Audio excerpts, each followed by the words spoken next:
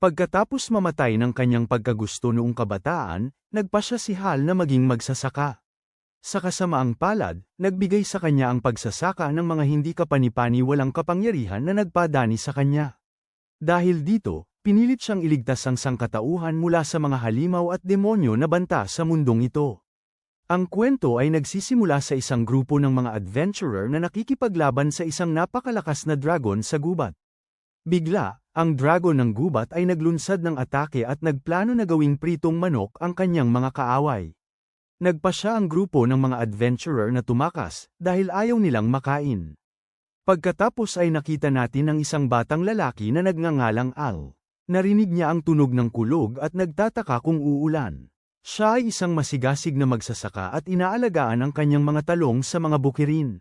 Mamaya, dumating ang kaibigan niyang mangingisda na si Testa, at sinabi ni Al na naitawid na niya ang lahat ng kasanayan sa pagsasaka sa level 10. Namangha si Testa at naalala na ang kaibigan niyang si Al ay kamakailan lang ding naitawid ang kanyang mga kasanayan sa pangingisda sa level 10. Pagkatapos, nakita natin isang buwan bago yun, nang namimingwit siya kasama ang pinakamabuting kaibigan niya. Nang araw na yun, nakahuli si Al ng mas maraming isda kaysa kay Testa, kahit na hindi siya mangingisda. Pinuri siya ni Testa at naging proud na maging kaibigan ni Al. Ilang sandali pagkatapos, nalaman ni Al na nagawa niyang i-integrate ang kanyang mga kasanayan sa pagsasaka. Agad na sinubukan ni Al ang kakayahan, at nagulat si Testa dahil ang lakas ng atake ni Al ay naging mas malakas kaysa sa isang Super Saiyan. Susunod, nagplano si Al na umalis patungo sa ang Royal Capital para ibenta ang kanyang mga gulay. Sa daan patungo sa Royal Capital, nakarinig siya ng mga ingay at tumingin sa paligid. Samantala, ang grupo ng mga adventurer ay patuloy na tinutukso ng makapangyarihang dragon. Nakita ni Al ang dragon sa itaas at nagkaroon siya ng magandang ideya. Tiningnan niya ang kanyang carrot at itinapon ito sa dragon, na naging sanhi ng isang malaking pagsabog. Pagkatapos nito, napagtanto niyang tumaas ang kanyang lakas ng atake dahil sa kanyang kakayahang pagsamahin ang kanyang mga kasanayan sa pagsasaka. Pagkatapos nito, humarurot si Al patungo sa Royal Capital upang dalhin ang mga sariwang gulay na kanyang nani. Ngunit, naguguluhan ang mga adventurer at nagtataka kung bakit sumabog ang makapangyarihang dragon ng gubat. Ilang oras pagkatapos, dumating si Al sa Royal na kabisera at ipinakita niya ang kanyang ID card sa isang tagapangalaga. Samantala, natagpuan ng mga adventurer ang mga bakas ng isang karwahe at naalala nilang nakita nila ang isang lumilipad na carrot. Pagkatapos, nakita namin ang isang kriminal na sinubukang kidnapin ng isang batang babae. Hindi nag-atubiling lumapit si Al sa kriminal para iligtas ang batang babae. Nagalit ang kidnapper kay Al at kumuha ng isang maikling tibak upang salakayin siya. Nanatiling kalmado si Al at ginamit ang kanyang kasanayang judo para islam ang kidnapper sa lupa. Sa sandaling yun, napagtanto niya na ang bago niyang natutunang kakayahan na tinatawag na kapangyarihan ng pag-unawa ay talagang kapaki-pakinabang. Pagkatapos, nagpasalamat ang batang babae sa kanya para sa kanyang pagtulong at gusto niyang malaman ang kanyang pangalan. Pero siya ay nagmamadali dahil kailangan niyang i-deliver ang kanyang mga gulay. Pagkatapos, nakita namin siya sa pamilihan ng gulay at nagdadala siya ng kanyang mga bagong ani na gulay. Masaya si Al na naihatid niya ang kanyang mga gulay sa tamang oras at nagplano siyang bumalik sa kanyang nayon. Bigla, bumagsak ang unang prinsesa ng Royal Capital, nagpakita si Negus, na naghahanap sa kanya. Nahadlangan si Al ng mga gwardya at nagulat siyang makita muli ang batang inilikas. Tinanong siya ni Fal tungkol sa kanyang pangalan at nag-alok siya sa kanya ng isang magandang alok. Inanyayahan si Al na magsilbi sa royal family sa Royal Capital, pero sinubukan niyang magalang na tumanggi sa alok at sinabi sa kanya na gusto niyang manatiling magsasaka. Sinubukan niyang tumakas, pero sinabi ni Fal na bibigyan siya ng isang bukirin ng 33,000 square meters kung siya ay maglilingkod sa Maharlika. Gayunpaman, tinanong siya ni Al kung bakit gusto niyang i-recruit siya ng labis at nalaman niya ang sistema ng estado ng mundong ito. Sinabi rin niya sa kanya na ang lalaking tinalo niya ay halos kasing lakas ng isang kapitan ng kabalyero dahil ang antas ng kanyang kapangyarihan ay higit sa 500. Bigla, gustong makita ni Fal ang kanyang estado, ngunit alam ni Al na siya ay mas malakas kaysa sa isang alamat na bayani. Sa sandaling yun, lumitaw ang tatlong adventurer na nakipaglaban sa dragon ng gubat. Iniulat nila na sa gubat, isang tao na may karwahe ay tinalo ang isang dragon ng gubat.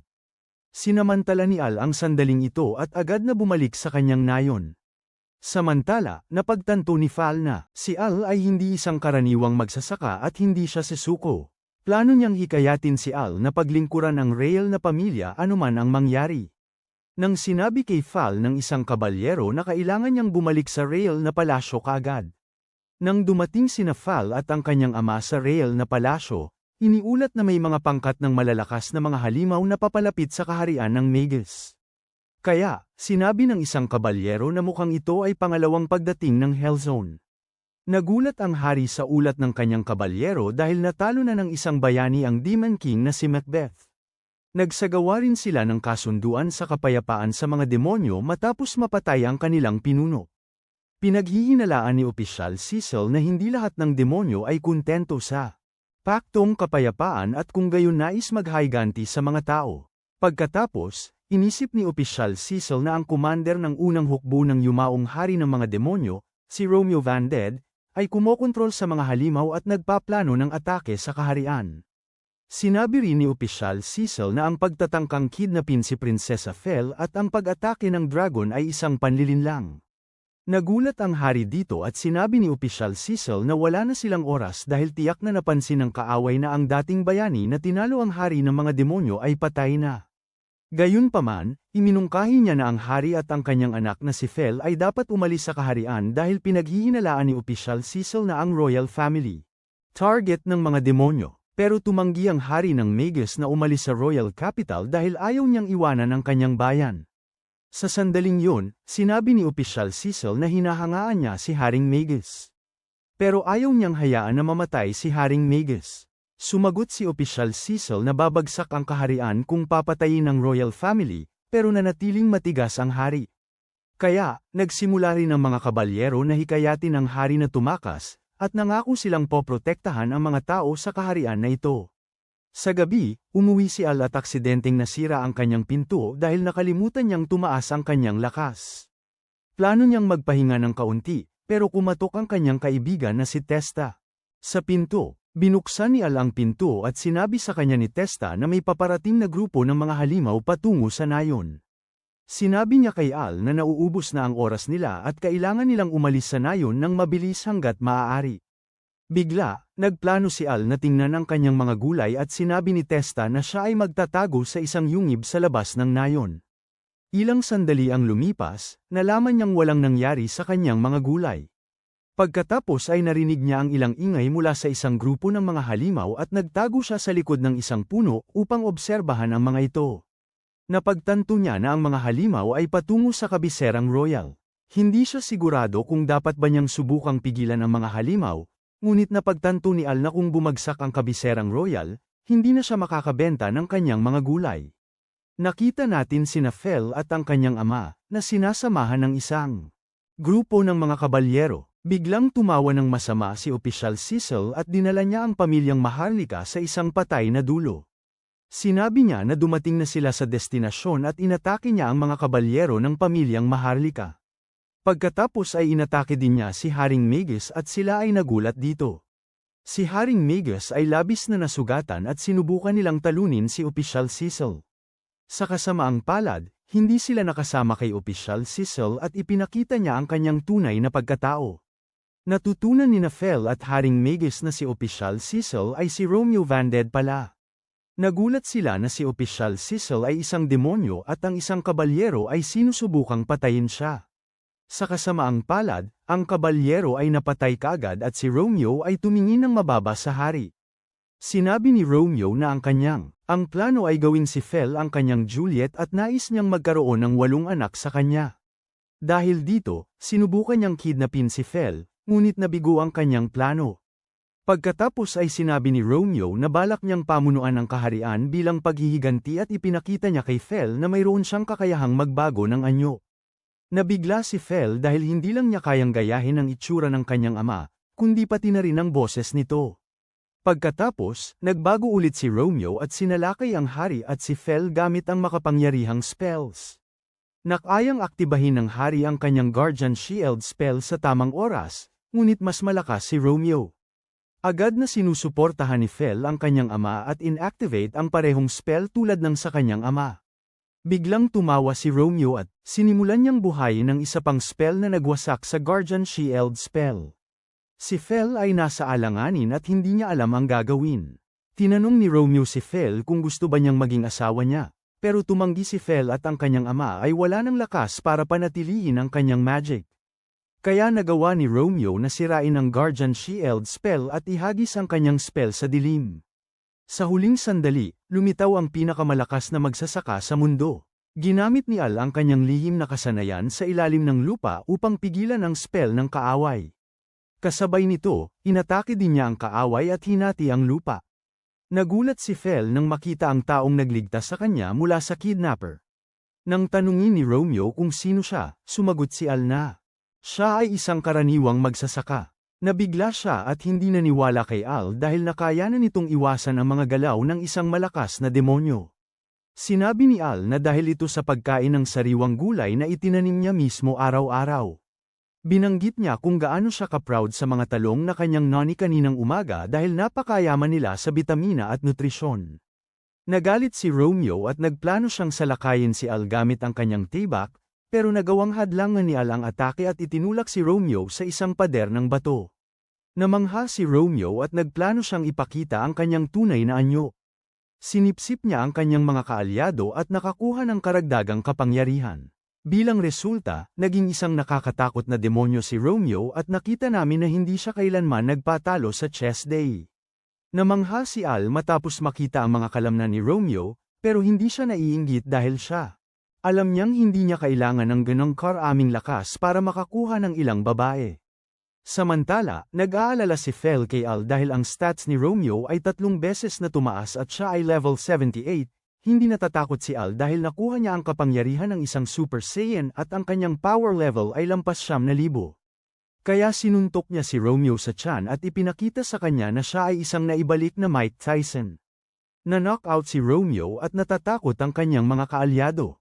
Nang matalo si Romeo, nagplano si Al na sapantahin ang natitirang mga demonyo, pero nawala ang mga kaalyado ni Romeo. Bilang resulta, naligtas si Haring Magus at ang kanyang anak na si Fel at sila ay napanatag. Kinabukasan, pinasalamatan ni Haring Magus si Al sa pagtalo kay Demon General Romeo at sa kanyang mga kaalyado. Sinabi ni Al na siya, hindi na kailangan siyang pasalamatan dahil ginawa lang niya ito para protektahan ang kanyang mga gulay. Pagkatapos, nagtanong si Haring Magus kung makakapaglingkod si Al sa pamilyang Maharlika. Naalala ni Al ang araw na inalok siya ni Fel ng parehong bagay. May hinala na si Fel na tutol si Al na maglingkod sa kanyang pamilya. Sa kabila ng lahat, gusto niyang ibigay kay Al ang isang 33,000 square meter na lupa. Nang tanungin niya si Al na magparehistro sa guild bilang kapalit, nalaman din niya na marami pang tao malapit sa kaharian ang nasa ilalim ng banta ng mga halimaw. Dahil dito, nagpasya si Al na magparehistro sa guild at tinanggap ang alok ni Fel. Nang maglaon, tiningnan niya ang kanyang 33,000 square meter na lupa at napagtanto niyang binigyan siya ng isang disyerto bilang isang regalo. Makalipas ang ilang araw, ipinakita ni Princess Fel kay Al ang paligid ng Royal Capital. Nag-enjoy siya at gusto ang pamilihan sa Royal Capital dahil nagbebenta sila ng mga gulay doon. Nakabili siya ng 2 inihaw na skewers na may masasarap na bell pepper na naipadala niya kanina. Nalaman niya na masarap ang mga meat skewers at balak niyang bumili pa ng marami mamaya. Bigla, tinanong ni Al si Princess Fel kung ang pagiging prinsesa niya sa lugar na ito at ang pagpapakita sa kanya sa kabisera ay hindi magdudulot ng problema. Sumagot siya na hindi ito problema dahil hindi siya nasa Royal Palace dahil si Albie, ang kanyang katulong, ay kumikilos bilang kanyang body double. Nagulat si Al sa sinabi ito at si Princess, nadiskubre ni Fel ang masasarap na candy na gusto niyang subukan kaagad. Matapos bilhin ang kanyang mga candy, dinala ni Fel si Al sa guild ng mga adventurer sa Royal Capital. Bigla, sinabi ni Al na ayaw niyang maging adventurer na nakikipaglaban sa mga halimaw at mas nais niyang magpatuloy na maging ordinaryong magsasaka. Pero pinaalala ni Fel sa kanya ang pangakong ginawa niya sa kanya nang tinanggap niya ang regalo na 33,000 square meters ng mga lupain. Bago sila pumasok sa guild, Naisip ni Al na agad siyang makikilala ng mga adventurer bilang isang prinsesa, pero ipinaliwanag ni Fel na ang kanyang dekorasyon sa buhok ay may kasamang magic ng panlilinlang para hindi siya matuklasan ng ibang tao. Pumasok na si Al sa guild ng mga adventurer at ang pinuno ng guild ay tinanggap siya. Narinig na niya ang mga balita tungkol sa mga nagawa ni Al, kung paano niya natalo ang demonyong si Romeo Van Dead. Matapos nito, dinala si Al kay resepsyonista Helen upang magparehistro bilang isang adventurer. Tinanggap siya ni Helen sa guild ng mga adventurer, ngunit sa sandaling iyon ay umingay ng malakas ang kanyang tiyan. Naghandog siya ng apple pie mula sa Cheesecake Factory at nagpasalamat si Al sa kanya para sa pagkain. Tinanong si Al kung bakit gusto niyang maging adventurer at hindi niya masabi na si Fel ay nagbigay sa kanya ng lupain bilang kapalit. Kaya't sinabi niya kay Helen na ang kanyang trabaho ay magsasaka at balak niyang maging adventurer bilang sideline. Bigla, ang tatlong adventurer na nakipaglaban sa dragon ng gubat ilang araw bago lumitaw. Nagulat sila nang makita si Al, na natalo ang isang S-rank na dragon sa isang suntok. Samantala, ang iba pang mga adventurer sa guild ay naging aware na rin sa kanya dahil narinig na nila ang mga bulong-bulungan. Ayaw ni Al na magpansin at sinabing isa lang siyang ordinaryong magsasaka. Nang maglaon, nagpakilala ang tatlong adventurer at nalaman ni Al na ang mga pangalan nila ay Jake, Luke, at Lamia. Bigla, sinabi ni Lamia na siya ay may OnlyFans at gusto niyang mag-alok kay Al ng diskwento. Magalang na tumanggi si Al, pero hindi siya pinansin ni Lamia. Samantala, humanga si Helen kay Al at agad na naintindihan na si Al ay isang kahangahangang tao. Pagkatapos, nais ni Al na, upang tanggapin ang isang misyon at ipinaliwanag sa kanya ang sistema ng ranggo ng guild. Nalaman niyang bawat misyon ay nangangailangan ng tiyak na ranggo. Kumpiyansa si Helen na kaya ni Al na maging S-rank na adventurer sa lalong madaling panahon, ngunit wala namang balak si Al na maging S-rank na adventurer dahil kung hindi, wala na siyang oras para anihin ang kanyang mga gulay. Pagkatapos nito, ipinakita kay Al ang isang G-rank na misyon at nalaman niyang para makumpleto ito, kailangan niyang mangolekta ng 10 stock ng malt grass mula sa gubat ng Grim. Ipinaliwanag ni Helen sa kanya na ang malt grass ay isang mahalagang bagay para sa paggawa ng mga healing potion. Bago umalis si Al sa kanyang unang misyon, binigyan siya ni Helen ng isang balabal na may nakalakip na mahika. Sinubukan ni Al na magalang na tumanggi, ngunit iginiit ni Helen na bigyan siya ng robe. Bigla, si Helen ay nagsimula ng ma-in-love kay Al dahil talagang bagay ang robe sa kanya. Alam ni Al na nakuha siya ni Farmer Reese, ngunit nagkunwari siyang hindi niya alam ito. Pagkatapos ay pinasalamatan niya si Helen para sa robe at sabay noon, napagtanto niyang ang kanyang plano na mamuhay ng simpleng buhay bilang magsasaka ay nagsisimulang maging mas mahirap. Masaya si Helen na nagustuhan ni Al ang robe at hiniling ang kanyang swerte sa kanyang unang misyon. Susunod, plano niyang pumunta sa gubat ng Grim at nagpaalam siya kay Fel. Bago siya umalis, nalaman ni Al na plano niyang makasama siya muli bukas. Ilang oras matapos nito, isang stack na lang ng malt grass ang kulang niya para makumpleto ang kanyang unang misyon. Bigla, nakakita siya ng timbang at kinuha. Mas malapit na tingnan ito. Nagtataka siya kung aling halimaw ito nagmula at nalaman niyang mga orc lamang ang naninirahan sa gubat na ito. Sa oras na yon, may isang babaeng orc na lumitaw sa likod niya at gustong makabuo ng anak. Siya ay labis na natatakot, pero dumating si Jake at iniligtas siya mula sa babaeng orc. Nagalak si Al na nailigtas siya mula sa mga baluktot na laro ng babaeng orc. Pagkatapos, pinasalamatan niya si Jake at tinanong siya ni Jake kung ayos lang siya. Samantala, dumating din ang mga kasama ni Jake at nagulat na makita si Al sa gubat. Sinabi ni Al na nakakita siya ng kaliskis sa gubat. Sumagot si Jake na ang kaliskis na ito ay mula sa isang hindi kilalang halimaw. Gayunpaman, sinabi niya kay Al ang mga bulong-bulungan na ang kaliskis na nakuha niya ay mula sa isang itim na dragon. Ngunit ang mga itim na dragon ay nabubuhay lamang sa mga watering hole sa mataas na altitude. Sinabi din niya kay Al na hanggang ngayon, wala pang nakakita sa dragon. Makalipas ang ilang sandali, tinanong ni Jake kung natapos ba ni Al ang kanyang misyon at sinabi niyang kailangan pa niyang makahanap ng ibang imbakan ng malt grass. Bigla na lang umugang ang lupa at naramdaman nila ang isang madilim na aura sa gubat. Nagulat si Al at nagtataka kung ito ay galing sa isang halimaw. Pagkatapos ay nakita namin ang isang itim na dragon na lumitaw na katulad ng Red Ice Dragon mula sa Yu-Gi-Oh! Lumakad ang halimaw sa kanilang harapan habang hindi sila makagalaw sa takot. Nararamdaman nilang ang itim na dragon ay nasa ibang antas at wala silang pagkakataong talunin ito. Ginamit ni Al ang kanyang appraisal skill at tumingin sa katayuan ng dragon. Nang tumingin siya sa katayuan ng dragon, hindi siya makapaniwala sa kanyang nakita. Kasabay nito, nagising si Helen mula sa isang bangungot dahil nanaginip siyang may humahabol sa kanya. Wala na siyang alaala ng kanyang pagkabata at hindi alam kung ano ang kahulugan ng kanyang panaginip. Kinabukasan ng umaga, napansin ng kanyang amang nag-ampon na hindi maganda ang hitsura ni Helen at tinanong siya kung ano ang nangyari. Sinabi ni Helen na tila nawala na naman siya ng alaala at wala siyang maalala mula kahapon nang umuwi siya. Nabahala si Wong para kay Helen at pinaghihinalaan na siya'y pagod na pagod sa walang tigil na pagtatrabaho. Bigla, bumalik si Al sa guild at plano niyang sabihin kay Helen tungkol sa pagkikita sa itim na dragon.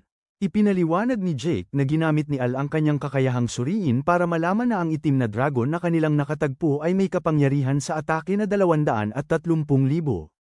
Nabigla sila rito at pinaghinalaan na ito ang maalamat na masamang dragon na si Ouroboros. Samantala, halos mawala ng malay si Helen nang marinig ang pangalang Ouroboros. Nag-aalala ang lahat para sa kanya, pero sinabi niyang ayos lang siya. Pagkatapos, iniulat ni Jake at ng kanyang mga kaibigan na dumaan ang masamang dragon sa kanila nang hindi huminto at agad na nawala. Gayunpaman, naisip ni Jake na pinakamainam na isara agad ang gubat ng Grim.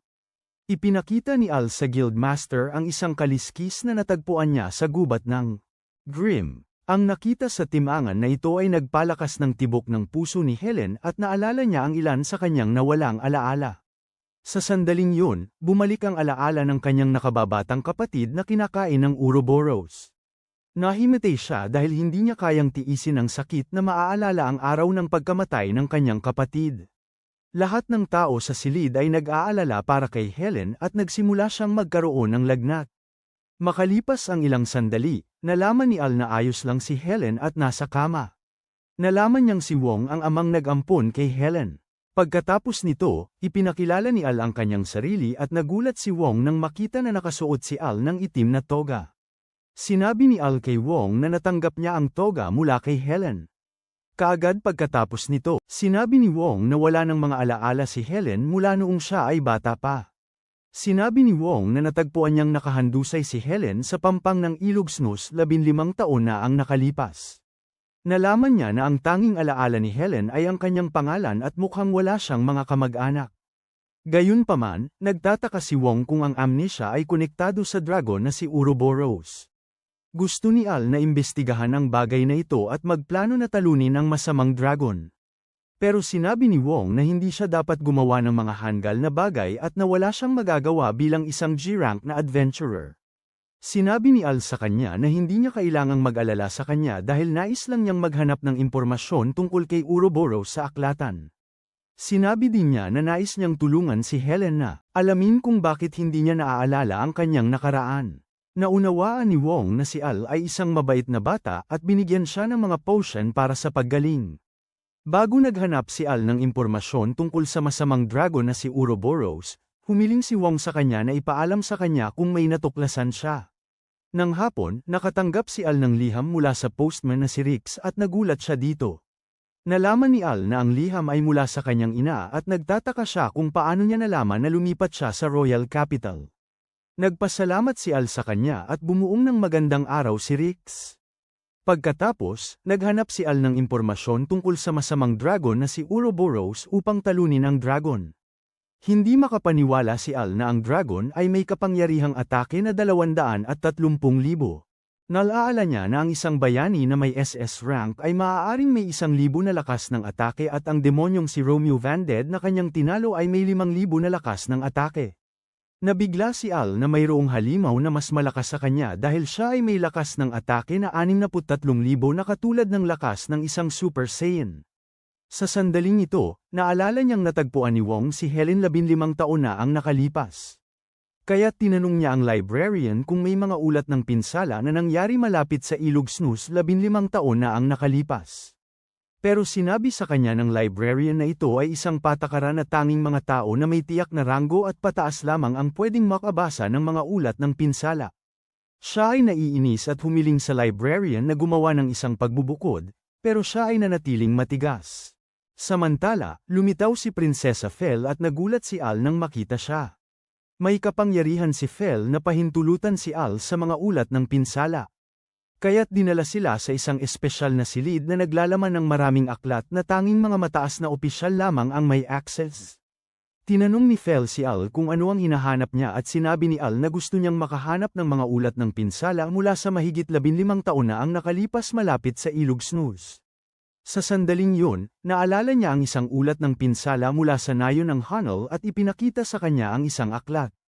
Nang malaman ni Fel na si Al ay naghahanap ng impormasyon upang tulungan ang isang tao sa Mid. Gayunpaman, nalaman ni Al na nasira ang nayon ng Hunnel at may mga kaliskis na natagpuan sa lokasyong yun. Sa huli, napagpasyahan na ang kaliskis ay maaaring pagmamay-ari ng masasamang dragon na si Ouroboros, na namatay na matagal na panahon na ang nakalipas. Sinabi rin na ang dragon ay kumakain ng pagkawasak at pagkadismaya para mabuhay ng matagal. Sinasabi rin na ito ay isang immortal na presensya. Pero dahil sa labanan sa tanging likas na kaaway nito, ang mabuting dragon na si Mirage, ito ay pinatay.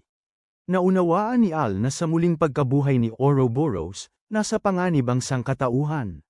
Dahil dito, nagplano siyang pumunta sa nayon para mag-imbestiga, at si Fel ay gustong sumama sa kanya. Nang sumunod na umaga, umalis sila upang bisitahin ang winasak na nayon ng Hunnel. Nang dumating sila, ipinakita ni Fel kay Al ang daan patungo sa winasak na nayon. Pagkalipas ng ilang sandali, dumating sila sa nayon ng Hunnel at narinig ni Al ang isang boses na tumatawag sa kanya. May pakiramdam si Al na kailangan niyang sundan ang boses at sinilip ito. Bigla, isang batang multo ang lumitaw na suot ang parehong roba na suot niya.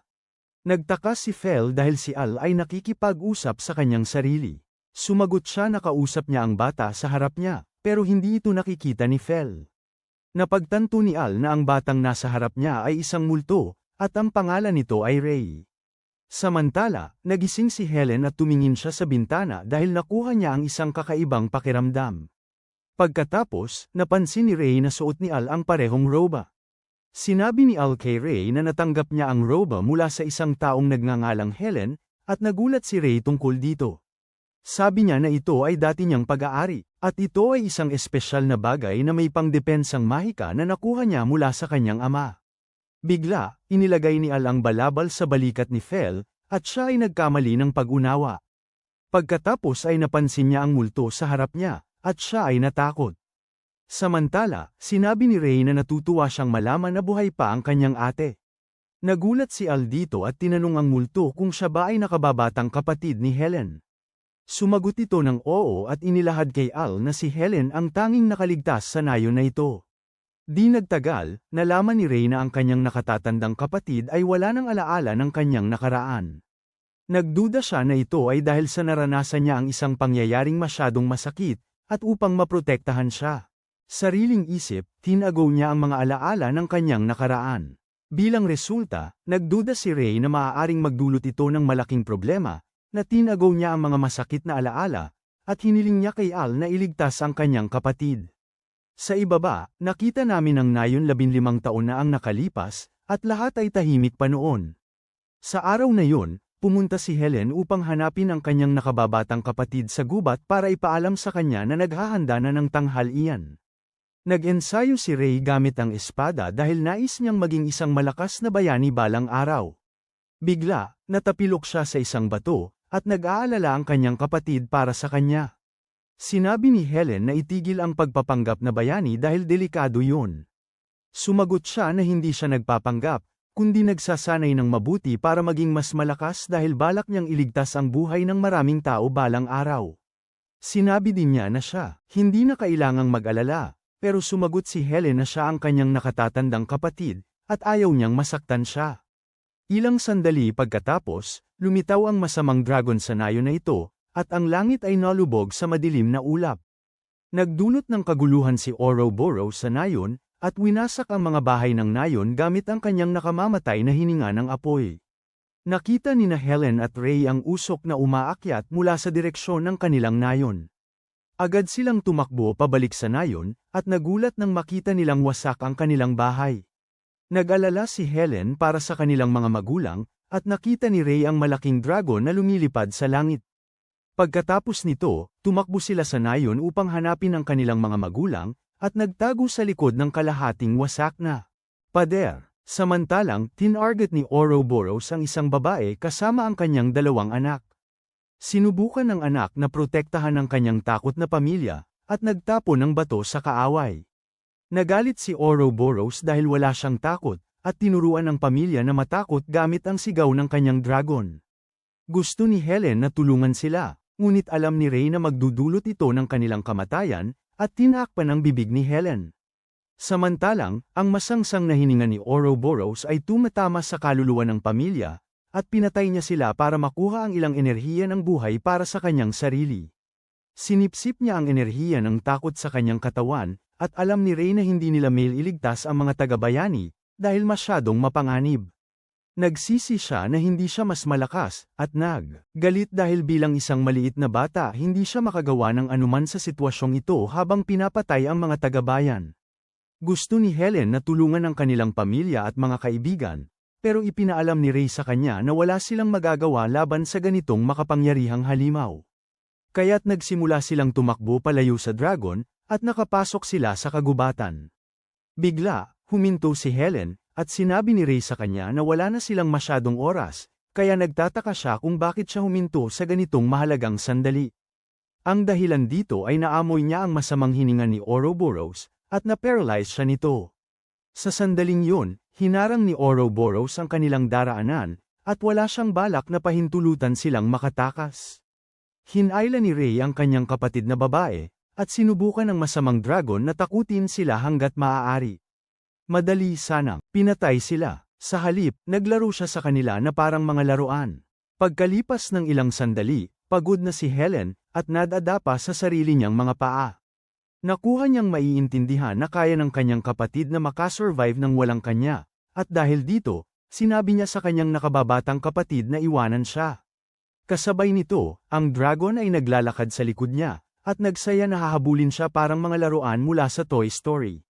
Nang maglaon, nagplano si Ouroboros na lamunin si Helen, at sumipsip ng kanyang kaluluwa, na puno ng takot. Pero wala sa isip ni Ray na iwanan ang kanyang minamahal na kapatid, at naghagis ng espada sa kalaban. Nakaabot siyang makasugat kay Ouroboros, pero ang kanyang espada ay walang pinsala sa dragon.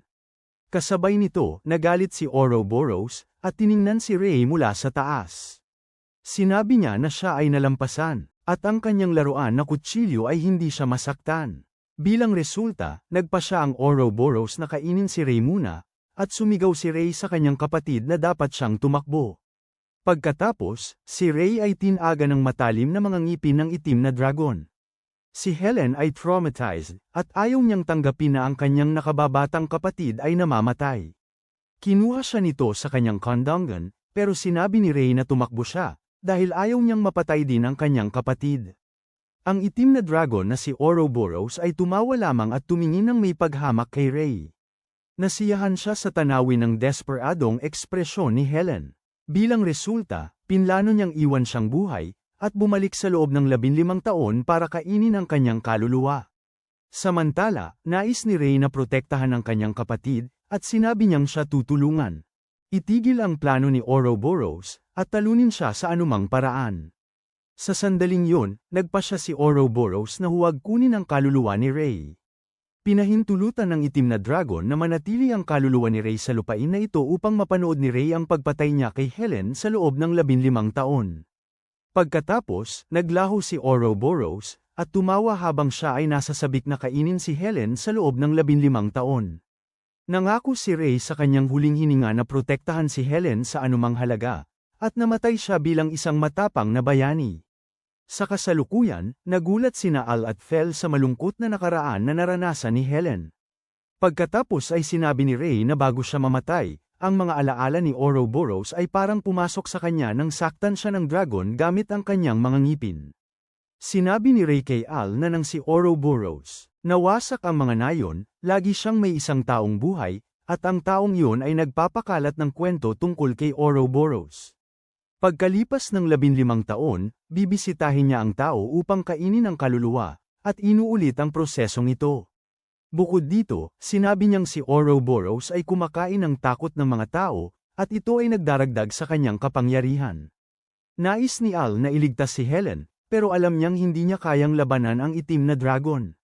Sa sandaling yun, sinabi ni Ray na may paraan upang talunin si Ouroboros, at nahinala niyang ang kahinaan ni Ouroboros ay kailangan nito ang negatibong enerhiya ng mga kaluluwa upang mabuhay.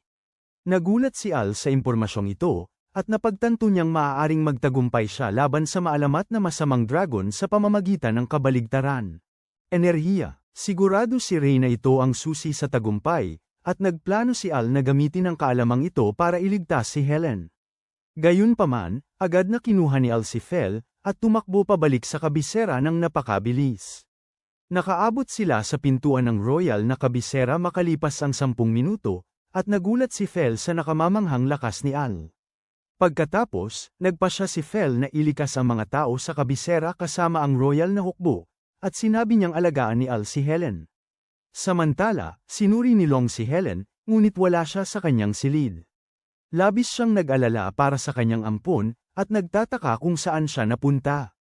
Nakita natin si Helen na naglalakad sa gubat na may dalang panghiwa, mukhang labis ang nainom na purple drink, ngunit siya ay nahipnotismo ng natatanging kakayahan ng itim na dragon na Ouroboros. Bukod dito, hindi niya alam ang kanyang ginagawa, at sumusunod lamang siya sa boses sa kanyang isipan. Biglaang lumitaw si Ouroboros sa harap niya, at naisip niya na napanaginipan niya ang kanyang nakababatang kapatid ilang araw na ang nakalipas. Sa sandaling yun, naalala niya ang kanyang nakaraan muli, at nalungkot na makita si Ouroboros. Nagtaka siya kung paano niya makakalimutan na pumanaw ang kanyang kapatid, at sinisi ang sarili para sa kanyang kamatayan. Biglang lalo pang pinahirapan siya ni Ouroboros, sinabing mangyayari muli ang trahedyang ito, at kasalanan niya ito. Nagdulot ito ng pagdami ng negatibong enerhiya sa kaluluwa ni Helen, at tila nalibugan si Ouroboros, katulad ng ilang mga pervert na may mga fetish. Pagkatapos ay sinabi niya sa dragon na kunin ang kanyang buhay, at hiniling na iligtas ang kanyang mga kaibigan bilang kapalit. Sinimulan ni Ouroboros na sumipsip ng negatibong enerhiya upang maging mas malakas. Sinabi niya na hindi siya magliligtas ng sinuman, at nagulat si Helen dito. Sa parehong oras, na-evacuate na ni Fel ang mga tao mula sa Royal Capital, at umaasa siyang magagawa ni Al na talunin ang itim na dragon. Pagkatapos ay nakikita natin si Helen muli, at lalo siyang nawawalan ng pag-asa, dahil isinakripisyo ng kanyang kapatid ang kanyang buhay, at nahihiya siya na ito ay para sa wala. Matapos iyon, sinubukan ni Ouroboros na patayin siya, at ginamit ang kanyang kasanayan sa hypnosis upang kontrolin ang kanyang isipan. Kaya't nagplano siyang patayin ang kanyang sarili gamit ang isang kutsilyo, pero pinigilan siya ni Al. Natutuwa si Al na dumating siya sa tamang oras, at naiparangga ang kanyang sarili mula sa pagkuha ng kanyang sariling buhay. Bigla siyang inatake ni Ouroboros, at si Al ay nataman sa isang puno. Nakabawi si Helen, at nakaligtas si Al sa atake dahil sa mahiwagang balabal. Nagalit si Ouroboros, at hindi siya makapaniwala na ang isang tao ay makakaligtas sa kanyang atake. Samantala, ayaw ni Helen na mamatay si Al, ngunit hindi siya nagpaplanong tumakas. Tumakbo siya patungo kay Ouroboros, at sinuntok siya gamit ang kanyang makapangyarihang suntok sa pagsasaka. Bilang resulta, bumagsak si Ouroboros, at sinabi niya kay Helen na nandito siya para iligtas siya. Nasaktan ang pagmamataas ni Ouroboros, at naunawaan niya na si Al ay hindi isang ordinaryong tao. Pagkatapos, tumingin si Al sa posisyon ng kanyang kalaban, at alam niyang nagsimula na ang laban. Sinabi niya kay Helen na poprotektahan niya siya, at ang mga salitang ito ay nagpapaalala sa kanya ng kanyang nakababatang kapatid na lalaki. Nagulat siya na sinabi ni Al sa kanya ang parehong mga salita na sinabi ng kanyang nakababatang kapatid bago siya namatay. Napawi ang kanyang pag-aalala dulot ng mga salitang ito, at naniwala siya na talunin ni Al ang dragon. Gayunpaman, nagsimula na ang laban, at tinakol si Al ng kanyang kalaban. Iwas si Al sa mga atake, sinisikap na di tamaan ng mga pangil ni Ouroboros. Pagkatapos ay ginamit muli ni Al ang kanyang makapangyarihang suntok, at nagawa niyang tamaan ito.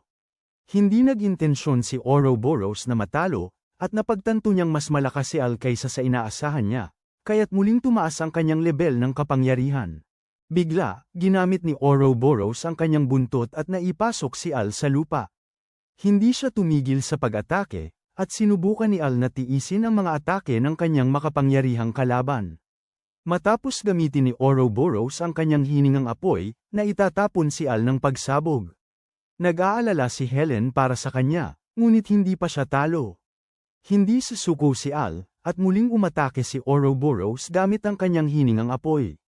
Nakaiwas siya sa tamang oras habang hindi alam ni Helen ang gagawin. Ayaw niyang mawala ng isa pang mahal sa buhay, at sinabi niyang tumakbo na lang siya imbis na protektahan siya. Hinawakan ni Al ang kanyang kamay, at sinabi na hindi siya responsable sa pagkamatay ng kanyang pamilya at ng mga tao sa kanyang nayon. Ipinangako din niyang poprotektahan ang kanyang nakatatandang kapatid na babae para kay Ray, at tatalunin ang itim na dragon. Sino ang Samira sa kanilang nayon? Doon naalala ni Helen ang mga salita ng kanyang nakababatang kapatid habang sila ay tumatakbo palayo mula kay Ouroboros. Sinabi ni Al sa kanya ang tungkol sa kahinaan ni Ouroboros, at kung paano nila siya mapapakalma. Nagkaroon muli ng pag-asa si Helen, at hindi na niya siya sinisi sa pagkamatay ng kanyang pamilya at mga kaibigan.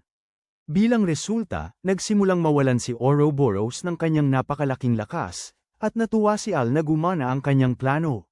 Nagulat ang itim na dragon sa nangyari, at nagplano si Al na talunin ang dragon sa anumang halaga.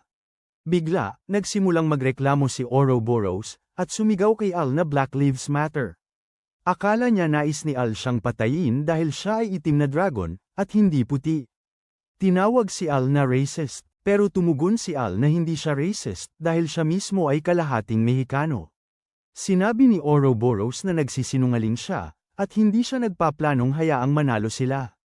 Kaya inihanda niya ang kanyang susunod na atake, at nagmadali siyang lumapit kay Al upang patayin siya gamit ang kanyang natitirang lakas. Pero binalika ni Al ito ng isang uppercut, at nagawa niyang talunin ng dragon gamit ang kakayahang natutunan niya mula sa kanyang tiyuhin na si Mike Tyson. Matapos matalo ang kaaway, tinanong ni Helen si Al kung okay lang siya. Tumugon siya na siya ay walang sugat, pero ang kilos ni Helen ay napaka-odd. Bigla, sinaksak niya si Al sa tiyan gamit ang kutsilyo, at naguluhan siya. Nagtaka siya kung bakit siya sinaksak ni Helen, at sumimangot siya ng masama. Gayunpaman, sinubukan ni Al na uminom ng slurp juice, pero ang potion nang bumagsak sa lupa. Pagkatapos ay sinimulang atakihin siya ni Helen, at nalito si Al. Tinanong ni Al si Helen kung bakit siya nagtangkang patayin siya.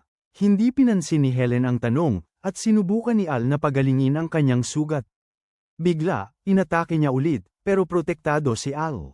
Si Ouroboros, na kumuha ng katawan ni Helen, ay nagulat dahil nabuhay muli ang mabait na dragon na si Mirage.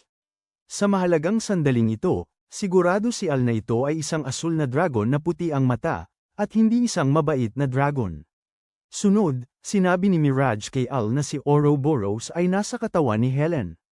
Hindi nais hayaang manalo ang kanyang kaaway, ibinigay ni Mirage kay Al ang kanyang mga kapangyarihan. Natanggap ni Al isang pabaon para maging mas malakas kay Trokun, pero ito rin ay nagpaubos ng buhay ni Mirage. Samantala, nag-evacuate si Fel sa kanyang kaharian at nagplano na ipagtanggol ang kanyang lupa laban kay Ouroboros, kung sakaling hindi kayang pigilan ni Al ang kaaway.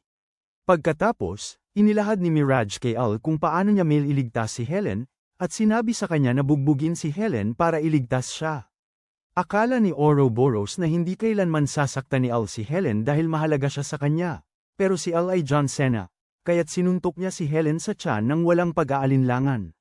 Nagalit si Ouroboros, pero nakita ni Al sa mga mata nito na interesado si Helen sa ganitong uri ng bagay. Sinabi niya sa kanyang mga mata na nagustuhan niyang tratuhin na parang punching bag, at dapat siyang bugbugin na parang nasa pelikulang Creed.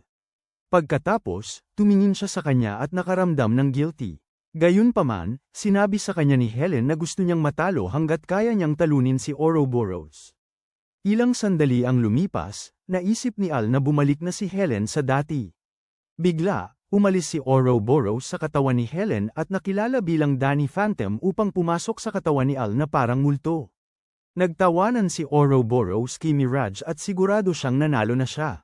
Bigla, napansin niyang may mali at natuklasan na si Al ay isang kakaibang mangingisda. Nakita niya sa isip ni Al na ang iniisip lang nito ay tungkol sa pagsasaka. Gayunpaman, sa passion na ito, nagawa niyang itapon si Ouroboros. Lumabas mula sa kanyang katawan. Parang isang OnlyFans girl si Ouroboros na itinapon sa kalye. Sa sandaling yun, tumayo si Mirage at naging pimp ni Ouroboros. Inactivate niya ang kanyang pimp power at pinalayas ang maliit na sisi mula sa mundong ito. Bilang resulta, nailigtas ang mundo at pinasalamatan ni Mirage si Al sa kanyang mga pagsisikap. Pagkatapos, sumikat ang araw at nawala ang madidilim na ulap. Sa gabi, nagising si Al at parehong masaya ang kanyang mga babae. Nalaman niyang nasa guild siya at niyakap siya ni Fel. Susunod, sinabi ni Al kay Helen na nanalo sila laban sa masamang dragon, ngunit nawala si Mirage dahil nagamit ang kanyang kapangyarihan para sa paglilinis. Si Al at Fel. Si Fel ay nagkunwari at sinabi kay Helen na sila ay mga kaibigan sa pagkabata. Ilang sandali ang nakalipas, dumating ang pamilya at mga kaibigan ni Helen at natuwa sila na maayos si Helen. Nagpasalamat sila kay Al at humanga sila na natalo niya ang isang alamat na mabangis na halimaw. Biglang sinabi ni Wong na kailangan ni Al ng pahinga, pero sagot ni Al ay ayos lang siya. Gayunpaman, nagplano silang ipagdiwang ang tagumpay at mayroon ng magandang ideya si Fel. Gusto niyang bigyan si Al ng gantimpala at halos isiwalat ang kanyang pagkakakilanlan bilang prinsesa. Ilang oras ang nakalipas, nagsimula ang guildmaster na mag-toast upang ipagdiwang si Al. Nasasarapan si Al sa lemon juice at sinabihan siya ni Luke na dapat siyang uminom ng alak, pero gusto niyang mag-ani ng patatas bukas at nabasa ni Fel ang kanyang mga iniisip. Nagpasalamat din siya ulit sa kanya para sa pagliligtas, ang kanyang bayan. Bukod pa rito, sinabi niyang nag-aalala siya, pero naniwala siya sa kanya sa buong panahon. Pagkatapos, nakita namin si Helen na ipinapakita sa kanyang mga kaibigan ang kanyang bagong Isekai Danny Phantom Tricks. Nang sumunod na umaga, tumulong si Testa kay Al na mag-ani ng mga gulay. Naisip niya kung nakakapagod ba kay Al ang mag-alaga ng kanyang mga bukirin sa nayon sa Royal Capital. Habang si Al ay tungkol lang sumagot, dumating si Rick at ibinigay sa kanya ang isang liham. Nalaman niyang si Rick ay isang pro-stalker at palaging alam kung nasaan si Royal. Pagkatapos, natuklasan ni Al na ang liham ay galing sa kanyang ama. Sinabi ng ama ni Al na siya ay maayos at naisip niyang maganda na lumipat si Al sa Royal Capital. Pagkatapos ay humiling siya kay Al na bisitahin siya at sinabi ni Testa na maalagan niya ang mga lupain ng gulay ni Al. Kinaumagahan, naglakad si Al sa tabi ng isang tindahan ng gulay. Natagpuan niya ang isang kamatis na may lasa ng smash burger. Tinanong ni Al ang tindero kung saan galing ang kamatis. Ngunit sobrang saya niya at sinabihan ng tindero tungkol sa kanyang sariling bukirin ng gulay. Nang sumunod, nalaman ni Al na ang mga kamatis ay galing sa Gotham City at pumunta siya sa guild. Sinabi niya kay Helen na pupunta siya sa Gotham City at nagulat siya rito. Pagkatapos ay nalaman niyang plano niyang bisitahin ang kanyang mga magulang, ngunit ang totoong dahilan ay bumili ng mga kamatis doon. Nang maglaon, nalaman ni Al na si Helen, planong sakupin ang kanyang tinanggap na misyon. Sinabi niya sa kanya na siya ay naging F-rank na adventurer mula nang makuha niya ang kakayahang dragon. Pagkatapos, umalis si Al sa guild at nagpakita ang kanyang sugar mommy. Akala ni Fel ay mag-a-adventure siya, pero nalaman niyang balak niyang bumisita sa kanyang mga magulang at gusto niyang samahan siya sa biyahe. Alam ni Al na matigas ang ulo ni Fel at umalis siya ng bayan. Nang nandoon si Al sa gubat, naramdaman niya ang panganib at may lumabas na orc. Nagulat siya at na-realize niyang tiyuhin ito ni Shrek. Ang tiyuhin ni Shrek ay interesado sa mga lalaki at gustong gumawa ng mga pinsala kay Al. Sinabi ni Al na ayaw niyang kumuha ng sabon, pero huli na ang lahat. Sa huling sandali bago makuha ni Shrek ang tiyuhin si Al, siya ay natalo. At isang dalagang may asul na buhok ang lumitaw sa kanyang harapan. Sa kabila ng kanyang pagligtas, si Al ay nagkaroon ng emosyonal na pinsala at nag-alala ang dalaga nang makita siyang traumatized. Binigyan siya nito ng purple na inumin para mapakalma ang sarili. Pagkatapos nito, sinabi ni Al na siya ay isang adventurer at sa ilang kadahilanan, palaging sinusubukan ng mga orc na akitin siya. Sumunod dito, nagpakilala ang dalaga at natuwa si Rory na makilala si Al. Gayunpaman, nalaman niyang si Al ay naglalakbay patungong Gotham City at planado niyang samahan siya. Nasa daan din siya patungong Gotham City at nagtataka si Al kung ayaw ba niyang makasama ang isang lalaki. Naghadjadyakan siya at natutunan ni Al ang isang nakakagulat na bahagi ni Rory.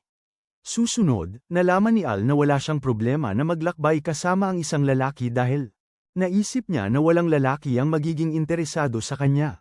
Sumagot si Al na cute siya at hindi sinasadyang napansin siya. Pagkatapos, pumunta sila sa Gotham City at na-motivate si Rory. Sa gabi, nakaramdam si Rory ng kakaiba sa gubat at inisip na may halimaw na paparating. Naghanda sila para sa laban, ngunit napagtanto ni Al na hindi ito halimaw. May dalang liham si Rick na dapat ipadala kay Al. Hindi makapaniwala si Al na makikita pa siya nito sa gubat.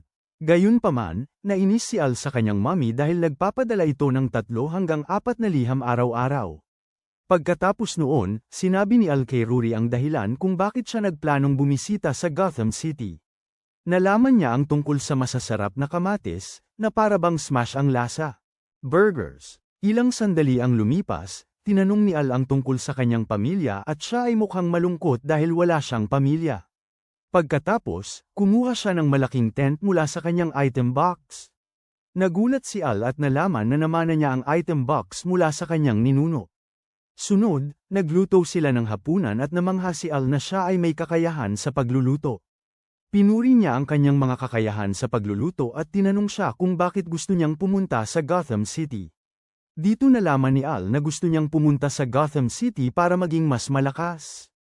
Narinig din niya ang isang balita na may demonyo na tinatawag na Joker na lumitaw sa Gotham City. Gusto niyang imbestigahan ang bagay na ito at protektahan ang mga residente roon. Biglang sinabi ni Rory kay Al na siya ay isang inapo ng legendary bayani. Nagulat si Al sa ito at nag-alala siya nang marinig na plano niyang tuparin ang kanyang tungkulin bilang isang bayani. Natutuwa siya nang malaman niyang nag-aalala si Al tungkol sa kanya at siya ay namula. Pagkatapos ay iminungkahi ni Rory na dapat silang matulog, kaya nagplano si Al na matulog sa lupa. Pero sinabi ni Rory na may sapat na espasyo sa kanyang tolda. Pagkatapos nito, sinabi ni Rory kay Al na palagi siyang nagnanais na makipag-usap sa isang tao bago matulog. Gusto ni Al na tuparin ang kanyang kahilingan, pero natulog na si Rory. Sunod, nagplano siyang matulog din, pero biglang tinadyakan siya ni Rory habang sinusubukan niyang matulog. Kinabukasan, nakarating sila sa Gotham City at nasaktan si Al.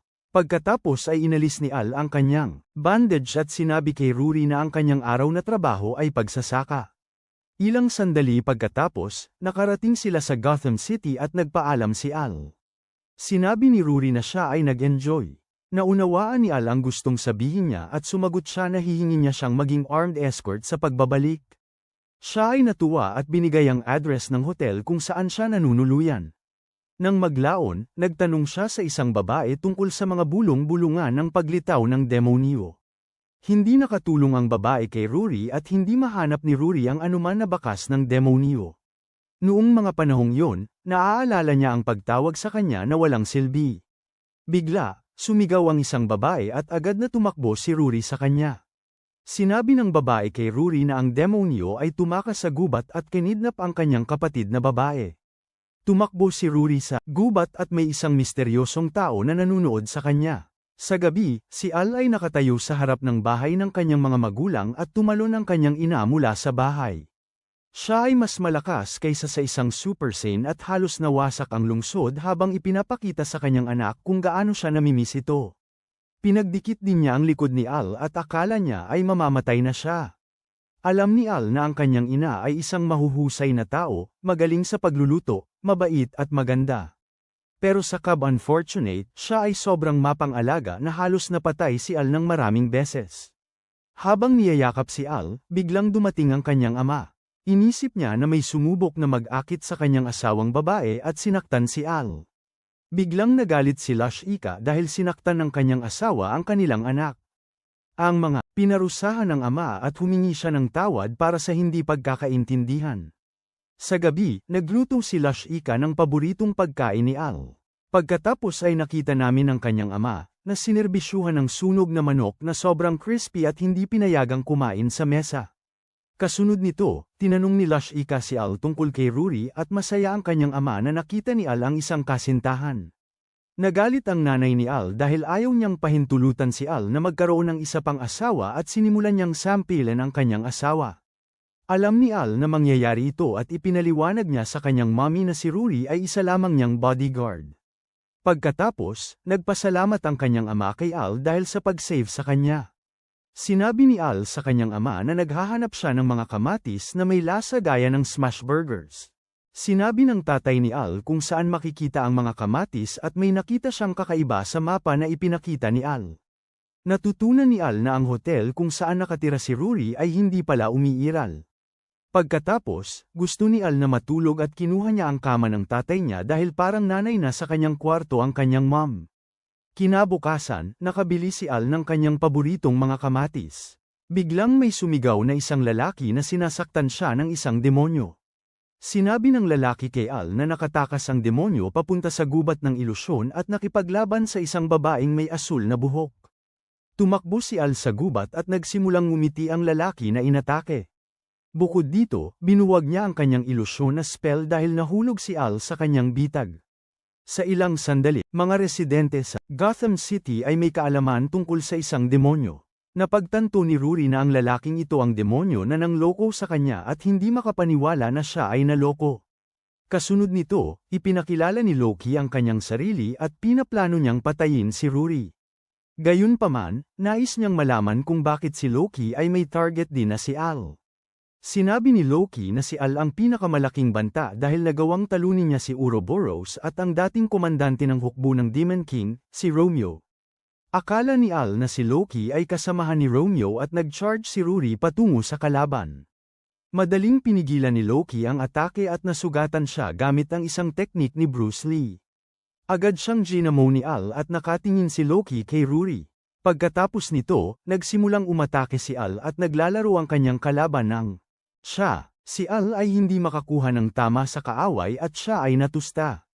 Si Rory ay nag-aalala kay Al, pero siya ay nakaligtas sa pagsabog. Si Al ay muling umatake, pero siya ay muling nalupig ng kanyang kalaban. Pagkatapos nito, inilarawan ni Loki ang sarili bilang isang bully sa mataas na paaralan at ipinakita kay Al na siya ay isang mahina, pangit na talunan. Kahit na siya ay mas superior kay Al, iniisip niya na kahanga-hanga dahil nakapag-iwan si Al ng ilang gasgas sa kanya gamit ang kanyang mga kamay. Habang nagpapagaling si Al, sinabi ni Loki na balak niyang tapusin ang laban. Si Al ay hindi sumuko at siya ay nagplano na harapin ang kanyang bully tulad ng sa isang Disney na pelikula. Bigla, nagsimula si Loki na sabihin ang dahilan kung bakit balak niyang patayin sila. Kaya, nalaman ni Al na si Loki ay naghahanap ng ang lahat na naging banta sa kanya at si Al ay nagulat na ang susunod na plano nito ay alisin si Helm. Sunod, nakita natin si Loki na nag-anyaya ng dalawang nakasisindak na uod na galing sa Bikini Bottom. Ang mga uod ay nakakain ng sobrang daming chum buckets at napaka-agresibo. Halos hindi nakapagprotekta si Al kay Rory, pero bumaba ang kanyang bantay at siya ay naipit. Sa sandaling yon, kumilos si Rory at tinakpan ang likod ni Al. Kaya, nagkaroon si Al ng pagkakataon na magsagawa ng kontra-atake at nagawa niyang lipulin ang isang uod. Bigla, nagpakitang bayani si Rory, kaya sinabi niyang tumakas si Al, pero tumanggi siyang iwan siya. Gayunpaman, tumaas ang aura ni Al ng plus infinite at nagresulta ito na nakakuha siya ng higit pang kapangyarihan upang talunin. Ikinakasal sa takot. Sa mga pagkakataong ito, kailangan niyang ipakita ang katapangan. Nagpatuloy ang laban at sinubukan ni Rory na bumangon, ngunit hindi niya magawa. Si Al ay nag-isip ng paraan para makaalis sa sitwasyon. Kailangan maging bayani, pero kung gusto niyang maging bayani, dapat niyang gawin ang kanyang makakaya. Nang maglaon, pinlano ni Loki na ilunsad ang kanyang atake at pinaputok ang kanyang destruction ball sa langit. Biglang nakatakas si Al at nagawa niyang wasakin ang uod gamit ang puting pulbos na palaging kinokonsumo ng mga tao sa Wall Street. Nagulat si Loki dito at tinanong kung siya ba ay isang magsasaka mula sa Colombia. Saka inatake ni Al si Loki, pero madali siyang nakaiwas. Sinabi ni Al na pagtatagumpayan niya si Loki at poprotektahan si Rory. Ang makita si Al na nakikipaglaban ay nagbigay ng lakas ng loob kay Rory. Naunawaan niya na hindi niya dapat alalahanin ang opinyon ng ibang tao at na hindi siya dapat sumuko sa pagiging bayani. Sa sandaling yun, nagpasya siyang huwag sumuko upang iligtas ang ibang tao at sinubukan niyang gawin ang kanyang makakaya. Gayunpaman, dahan-daang napagod si Al, pero tinaga ni Rory si Loki gamit ang espada. Sinabi ni Loki na walang silbi ang kanyang atake, ngunit siya ay puno ng sigla upang talunin ang demonyo. Bigla, nagsimulang tumaas ang kanyang mga mahiwagang kapangyarihan at nagawa niyang gamitin ang kapangyarihan ng mabuting Diyos.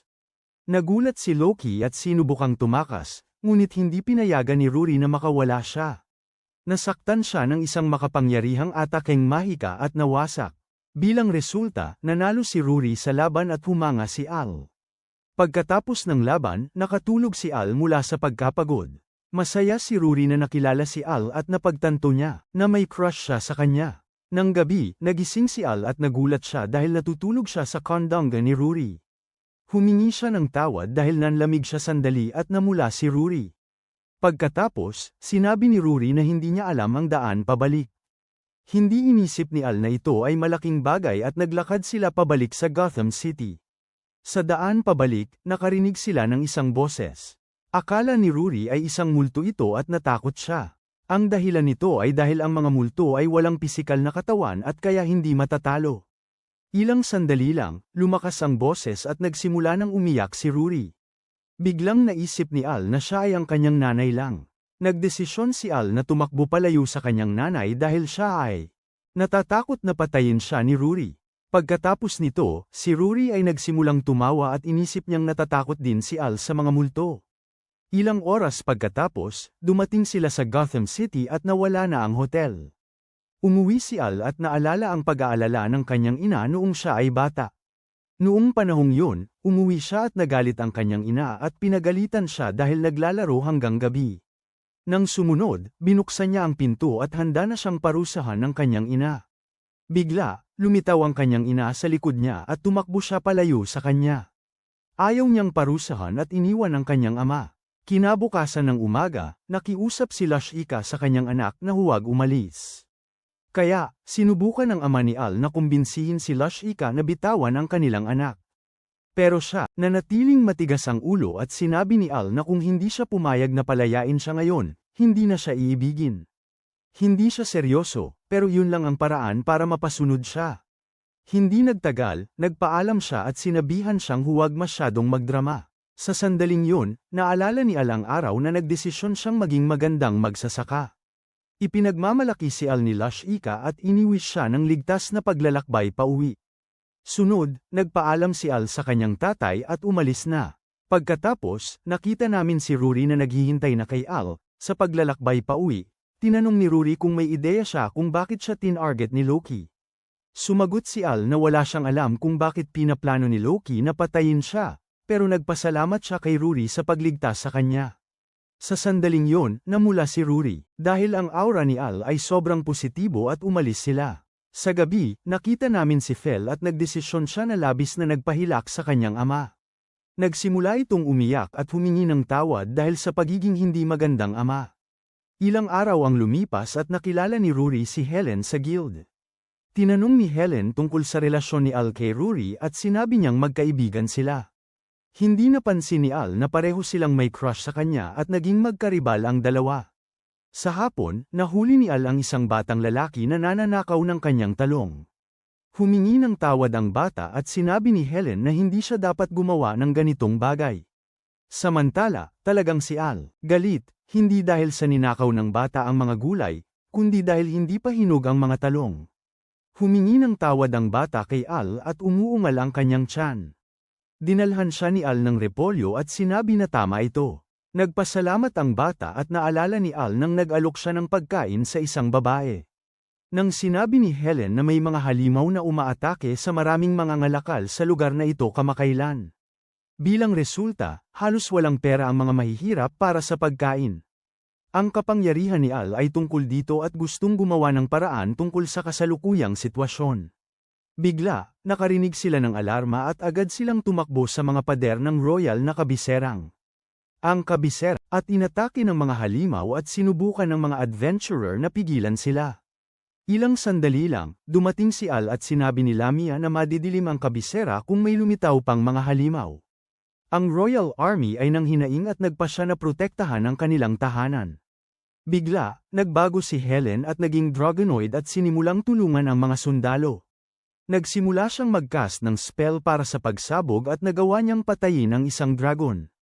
Pagkatapos, may lumitaw na Pokemon mula sa Team Rocket, pero gumawa si Rory ng kanyang hakbang at agad itong pinatay. Gumawa rin si Al ng kanyang hakbang at ginamit ang kanyang makapangyarihang kasangkapan sa pagsasaka upang ubusin ang mga kaaway. Naglaban sila ng magkatabi at nagluluto sila. Tapos nakita namin kung ilang halimaw ang napatay. Pero dumami pa ang lumitaw. Ilang sandali ang lumipas, narinig ni Al at ng kanyang mga kaibigan ang malalakas na tunog na papalapit mula sa kanluran. Akala niya lumabas na si Avatar The Last Airbender, pero isang hukbo ng ibang kaharian lang pala. Binigyan ng banta ng hari ng Antisburg ang mga halimaw na umatras, kung hindi ay papatayin sila. Bigla, nagsimulang maglakad muli ang mga halimaw papasok sa gubat at nagulat si Al dito. Ipinahayag ng prinsipe ng kaharian ng Antisburg ang kanyang tagumpay at naisip ni Al na natatakot ang mga halimaw sa sagradong espada ng Wakanda. Sa gabi, nilinis ni Al ang kanyang kagamitan sa pagsasaka. Biglang kumatok si Fel sa kanyang pinto. Gusto niyang magpaalam kay Al at sinabi niyang umaalis na siya sa kaharian magpakailanman. Naguluhan si Al na hindi na siya babalik. Pagkatapos nito, kinuha siya ng katulong na si Albie at sinabi sa kanya na balak nang umalis ng Uber driver. Confused si Al at hindi niya maintindihan kung bakit nagplano si Fel na umalis sa kanyang kaharian. Gusto niyang makipag-usap sa kanya, pero umalis lang siya nang hindi lumilingon sa kanya. Habang umuupo siya sa karawahe, nagpaalam siya at nagpasalamat kay Al. Ilang araw ang lumipas at masaya si Al na hindi na umaatake ang mga halimaw, pero nag-aalala pa rin siya kay Fel. Pagkatapos, dumating ang batang nagnakaw at humingi ng tawad ang kanyang inasa. Si Al, inisip ng munting bata na masarap ang mga gulay ni Al at nalaman ni Al na ang kanyang ina ay may brand ng damit sa bayan. Pagkatapos, gusto niyang bumili ng mga gulay kay Al at binigyan siya nito ng maraming iba't ibang uri ng gulay. Sunod, dumating si Rick at nagulat si Al na makita siya. Nagdala si Rick ng sulat mula sa kanyang mommy. Matapos ito, ipinakita ni Rick sa kanya ang isang artikulo sa dyaryo na nakabahala kay Al. Samantala, bumalik si Rory mula sa trabaho at naging bagong best friend siya ni Helen. Sa tanghalian, nalaman nila na engaged si Prinsesa Fel kay Prinsipe Nettles. Nagulat sila na engaged si Prinsesa Fel sa taong may sagradong espada ng Wakanda. Pagkatapos noon, napansin ni Rory na kakaiba ang lalaki dahil sa mga halimaw. Hindi naiintindihan ang mga salita ng tao. Samantalang, nagpakita si Al at siya ay naghahanap kay Philia. Pagkatapos, ipinakita niya sa mga babae ang isang sulat na isinulat ng kanyang ina. Di sinasadyang naibigay niya sa kanila ang maling sulat at tinukso siya nila.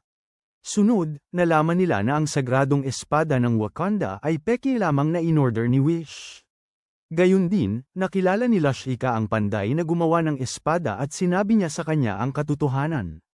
Habang nagpapatuloy sila sa pagbabasa ng sulat, nalaman nila na ang ina ni Al ay ang dating komandante ng ang mga babae ay ipinaliwanag kay Al na ang Shadow Puppets ay isang lihim na organisasyon na mas malakas kaysa sa S-rank na mga adventurer.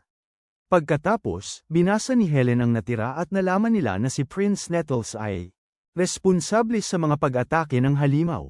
Bigla, sinabi ni Al na plano niyang iligtas si Prinsesa Fel at naguluhan ang mga babae. Nakalimutan ni Al na laging nakadisguised si Fel at halos ibinulgar ang kanyang lihim. Biglang dumating si Rick at nais niyang tulungan si Al sa misyon ng pagsagip. Nang matapos ito, nakita namin ang pangit na Prince Nettles at maraming iba pang mga hari ang nagpasalamat sa kanya. Ang dahilan nito ay nagtaksil si Prince Nettles sa ibang mga kaharian rin. Lahat ay ayon sa kanyang plano at marami ang nagnanais ng kanyang proteksyon.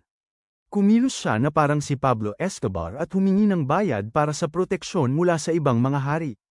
Gayun din, pinlano niyang gawing teritoryo niya ang ibang mga kaharian at inutusan si Gazelle na magpadala ng higit pang mga demonyo. Sa ibang mga bansa, gusto ni Gazelle na itigil ang scam, pero sinabi ni Nettles na siya ay isang mataas na tao, kaya pinagsalitaan siya ni Gazelle. Gayunpaman, banta ni Nettles na papatayin ng asawa ni Gazelle kung hindi siya magpapatuloy sa pagpapadala ng mga halimaw sa ibang mga kaharian. Sa sandaling yun, pumasok si Fel sa silid at siya ay galit dahil inangat ni Nettles ang kamay sa isang tagasilbi. Pagkatapos, may isang kabalyero na nagpakita at nagulat sa kanya na ang karwahe para sa seremonya ay naantala. Sumigaw si Nettles sa kabalyero at inutusan siyang ayusin ang problema. Nag-alok siya kay Fel ng champagne at sinubukan siyang pakalmayin. Kinamumuhian niya ang pangit na prinsipe dahil siya ay isang masamang tao. Samantala, sinabi ni Prinsipe Nettles na inaasahan niyang, sa kanilang kasal. Kinabukasan, bumisita si Al sa isang outlet at bumili ng mga bagong off-white na damit. Pagkatapos ay nakita namin si Rick at ang ibang mga babae na naghihintay kay Al. Nakaayos na ang lahat ni Rick at ipinaliwanag kay Al na madali silang makakapasok sa kaharian gamit ang karwahe. Sumunod, nalaman nila na hindi sasama si Rick dahil plano niyang patunayan na ang maalamat na espada ay pekeng, at plano niyang mag-ipon ng mga halimaw upang ilantad si Prinsipe Nettles. Kasunod nito, inihayag niya na siya ay isang demonyo, at nagulat sila tungkol dito. Sinabi ni Rick na hindi lahat ng demonyo ay masama, at ang demonyo sa panig ni Nettles ay pinipilit lamang. Plano ni Al na tulungan ang demonyo at nagsimula sila sa pagsagip. Misyon. Sa gabi, nakatingin si Fel sa bintana at sana'y makita niyang muli si Al. Kinabukasan, excited si Nettles dahil ngayon na mayroon na siyang reyna, makakakuha na siya ng trono bilang bagong hari ng kaharian, Antisburg. Pagkatapos ay lumapit siya kay Fel at siya ay nakadress pang kasal. Sinabi niyang ang ganda-ganda niya at nais na makasama siya sa simbahan, ngunit sinabi niya na magpatuloy na siya dahil naguguluhan na siya tungkol sa kasal. Makalipas ang kaunting sandali, humiling siya kay Albie na iwanan na siya. Naalala ni Fel kung paano pinayagan ng kanyang ama na magpakasal siya sa sinumang lalaking gusto niya, at hindi niya kailangang mag-alala kay Klaus. Gusto sana niyang magpakasal kay Al, ngunit nais niyang isakripisyo ang sarili niya upang protektahan ang kanyang bansa. Sa kabilang banda, si Al at ang kanyang mga kaibigan ay umsneak sa kaharian ng Antisburg, at nakapasok sila sa Tilted Towers nang walang problema. Gusto ni Al na magbihis ng iba, kaya suot niya ang kanyang bagong uniforme. Samantala, hindi naiintindihan ng mga babae kung bakit kailangan nilang magbihis bilang mga magsasaka. Nang maglaon, nalaman namin ang plano ni Al. Ililigtas niya ang asawa ni Gazelle at ilalantad ang kasinungalingan ng sagradong espada.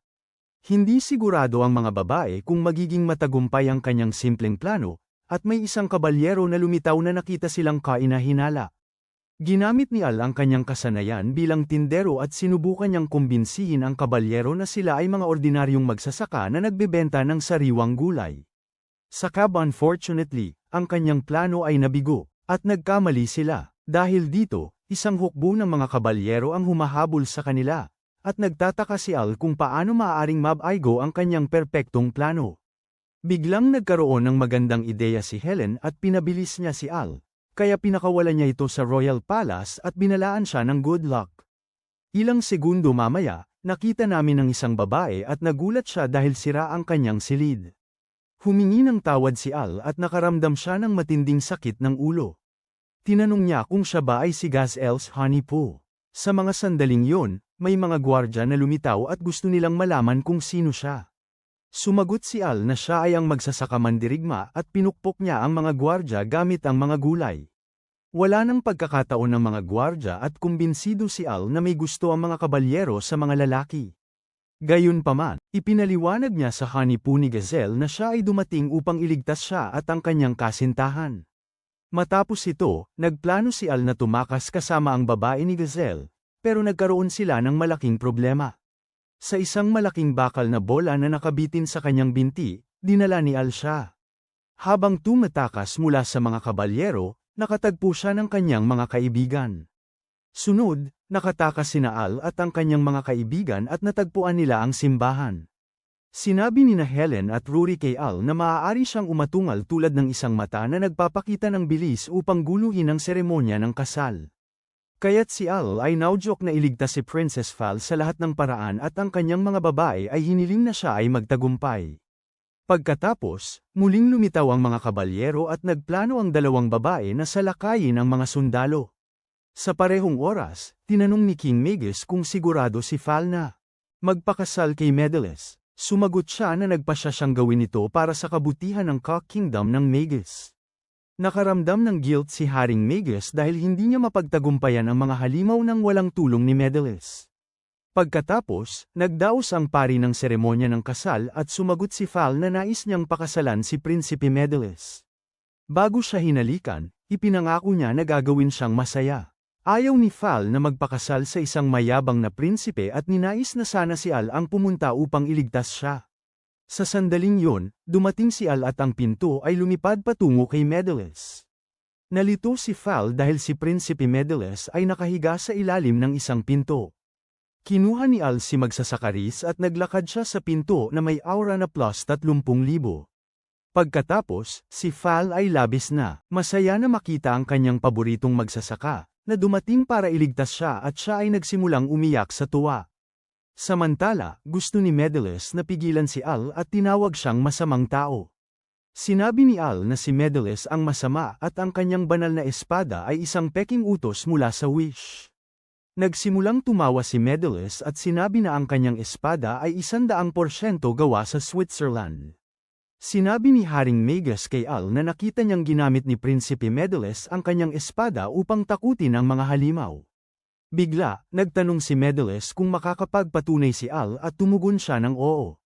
Sa sandaling yun, may isang kabalyero na lumitaw at nagulat na isang napakalaking bilang ng mga halimaw ang papalapit sa royalty capital. Ang dahilan nito ay si Rix, na nag-akit ng mga halimaw sa kapital gamit ang isang mahiwagang bagay. Samantala, lahat ay natatakot at humiling sila kay Prinsipe Medeles na palayasin ang mga halimaw. Tinawag ng prinsipe si Gazelle, ngunit napagtanto niyang nagkita silang muli ng kanyang hanipo. Sunod, dinala ni Rix kay Medeles ang kanyang banal na espada ng Wakanda. Alam ni Medeles na wala siyang kapangyarihan ng Wakanda at hindi siya pinili ng kapalaran na maging Black Panther. Gayunpaman, lumapit ang mga halimaw sa simbahan at naguguluhan ang lahat. Pagkatapos ay itinapon ni Al ang espada sa mga halimaw at nalaman ng ibang royal family na si Medeles ay isang manloloko. Kaunting sandali pagkatapos, ginamit ni Gazelle ang kanyang plauta at inutusan ang halimaw na umatras. Ipinakita niya si Prinsipe Medeles at sinabing niloko niya ang lahat. Tinanong siya ni Haring Magus na ipaliwanag ang kanyang sarili, pero siya ay biglang tumawa ng masama. Gayunpaman, sinabi niya na nagpadala siya ng isang hukbo na puno ng mga halimaw kay Magus noong nakaraang gabi. Nagulat sila sa balitang ito at sinabi ni Gazelle na tumigil na siya sa pagbibihis ng katotohanan dahil imposibleng gawin ito ng walang mahiwagang plauta. Sinabi ni Prinsipe Medeles na hindi niya kailangan ng plauta dahil ang mga halimaw ay naaakit sa mga bangkay na inilagay niya sa Magus.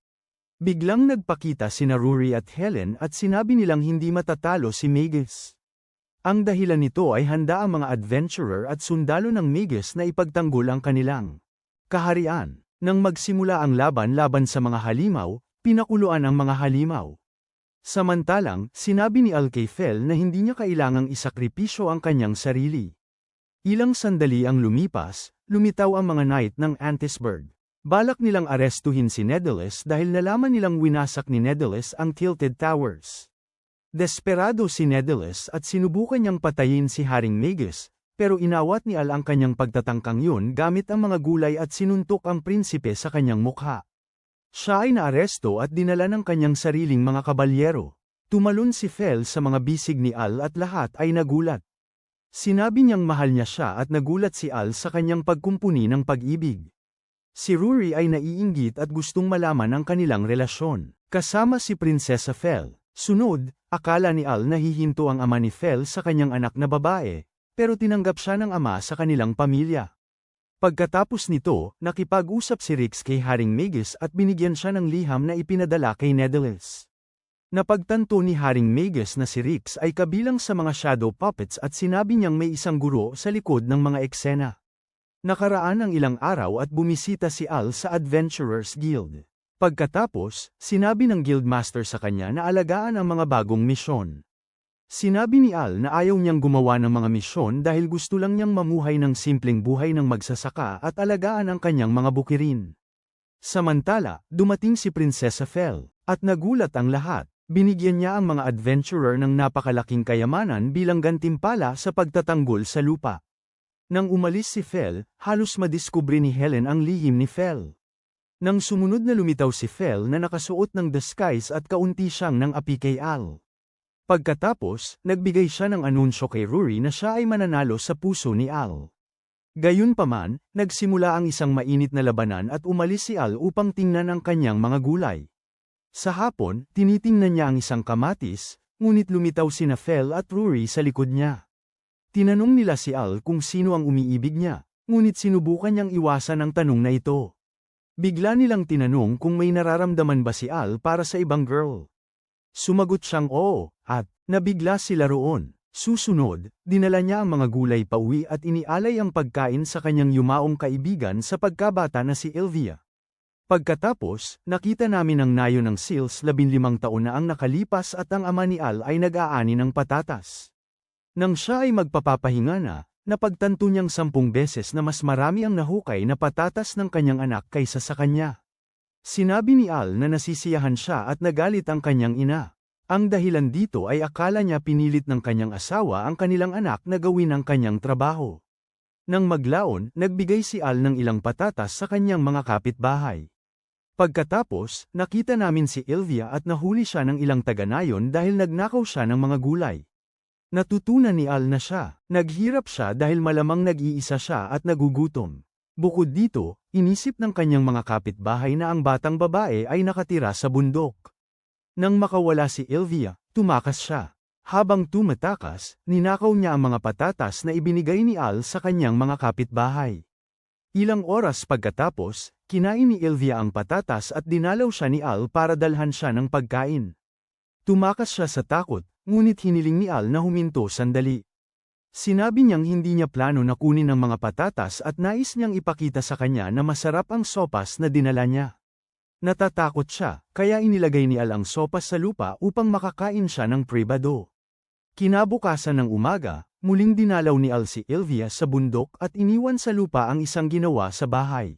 Sinigang na may ketchup. Masaya siya tungkol dito at agad itong kinain. Kinabukasan, napagtanto ni Al na hindi na natatakot si Elvia sa kanya. Mukhang masaya si Elvia at tuwang-tuwa si Al na nagustuhan niya ang lihim na sarsa sa sandwich. Pagkatapos ay sinabi ni Al na inanin niya ang mga gulay kasama ang kanyang ama at masaya siyang makita ang ngiti niya. Nang bandang huli, nalaman niya ang pangalan ni Al at umuungal ang tiyan ni Al. Si Elvia ay isang napakamahinali na batang babae at nagpasya siyang ibahagi ang kanyang sandwich kay Al. Sa mga sandaling yon, may lumitaw na ilang mga taga-baryo at nagplano silang parusahan si Elvia. Humingi si Al ng tawad para kay Elvia at sinabi niyang gagawin niya ang lahat upang makabawi para sa mga ninakaw na gulay. Nangako siya na magtatanim siya ng maraming gulay, ngunit ayaw ng mga taga-baryo na patawarin si Elvia. Sa sandaling yon, lumitaw ang tatay ni Al at tinanong kung ano ang nangyayari. Sabi ng mga taga-baryo, balak nilang ibenta si Elvia sa isang mangangalakal ng alipin, pero hindi pumayag ang tatay ni Al at binigyan sila ng kanyang mga kalakal bilang kabayaran sa mga pinsalang dulot ni Elvia. Pagkatapos, nagtanong si Al kung problema ba na ibinigay ng tatay niya ang bigas sa mga lalaki. Biglang nagpasalamat si Elvia kay Al sa pagligtas sa kanya at ibinalik niya kay Al ang patatas na ninakaw niya. Nagkaroon ng ideya ang tatay ni Al at sinabi niyang hindi kayang ubusin ng kanilang pamilya ang ganitong karaming patatas. Naunawaan ni Al kung ano ang gustong gawin ng kanyang ama at tinanong niya si Elvia kung gusto niyang makasama sila. 2 taon makalipas, nalaman namin na si Elvia ay naging nakababatang kapatid ni Al. Gusto niyang magtanghalian kasama si Al, pero sinabi niya na kailangan pa niyang alagaan ang ibang mga bukirin. Nagtampo siya dahil gusto niyang makasama si Al. Gayunpaman, sinabi ni Al na dapat siyang makipaglaro sa ibang mga bata sa nayon, pero tumanggi siya. Pagkatapos nito, dumating si Testa at may grupo ng mga killer bee na humahabol sa kanya. Hindi alam ni Testa ang gagawin dahil wala siyang Pikachu na makakapagpatalo sa mga killer bee. Bigla namang dumating si Lush Ika at tinalo ang lahat ng killer bee gamit ang kanyang mga galaw na Bruce Lee. Nailigtas si Testa at pinagalitan siya ng tatay ni Al dahil siya. Nagsimula ng magbigay ng papuri si Lush Ika. Pagkatapos, tinanong ni Lush Ika si Al na alagaan ang kanilang bahay dahil plano nilang bisitahin ang Royal Capital para makahanap ng mas malaking bahay. Nakaramdam si Ilvia ng guilt dahil alam niyang siya ang dahilan nito. Sunod, tinanong ni Al ang kanyang kaibigan kung bakit siya inaatake ng mga ligaw na Pokemon. Ipinakita sa kanya ng kaibigan ang isang mapa at inisip nilang magagamit ito para hanapin ang kayamanan ni Gold Roger na One Piece. Kaya, hiningi ni Testa kay Al na tulungan siyang hanapin ang kayamanan at sinabing baka makakita siya ng isang hiyas bilang regalo para kay Ilvia. Gusto sanang samahan ni Ilvia si Al sa paghahanap ng kayamanan, pero ayaw niyang ilagay siya sa panganib at sinabi niyang manatili na lang siya sa nayon.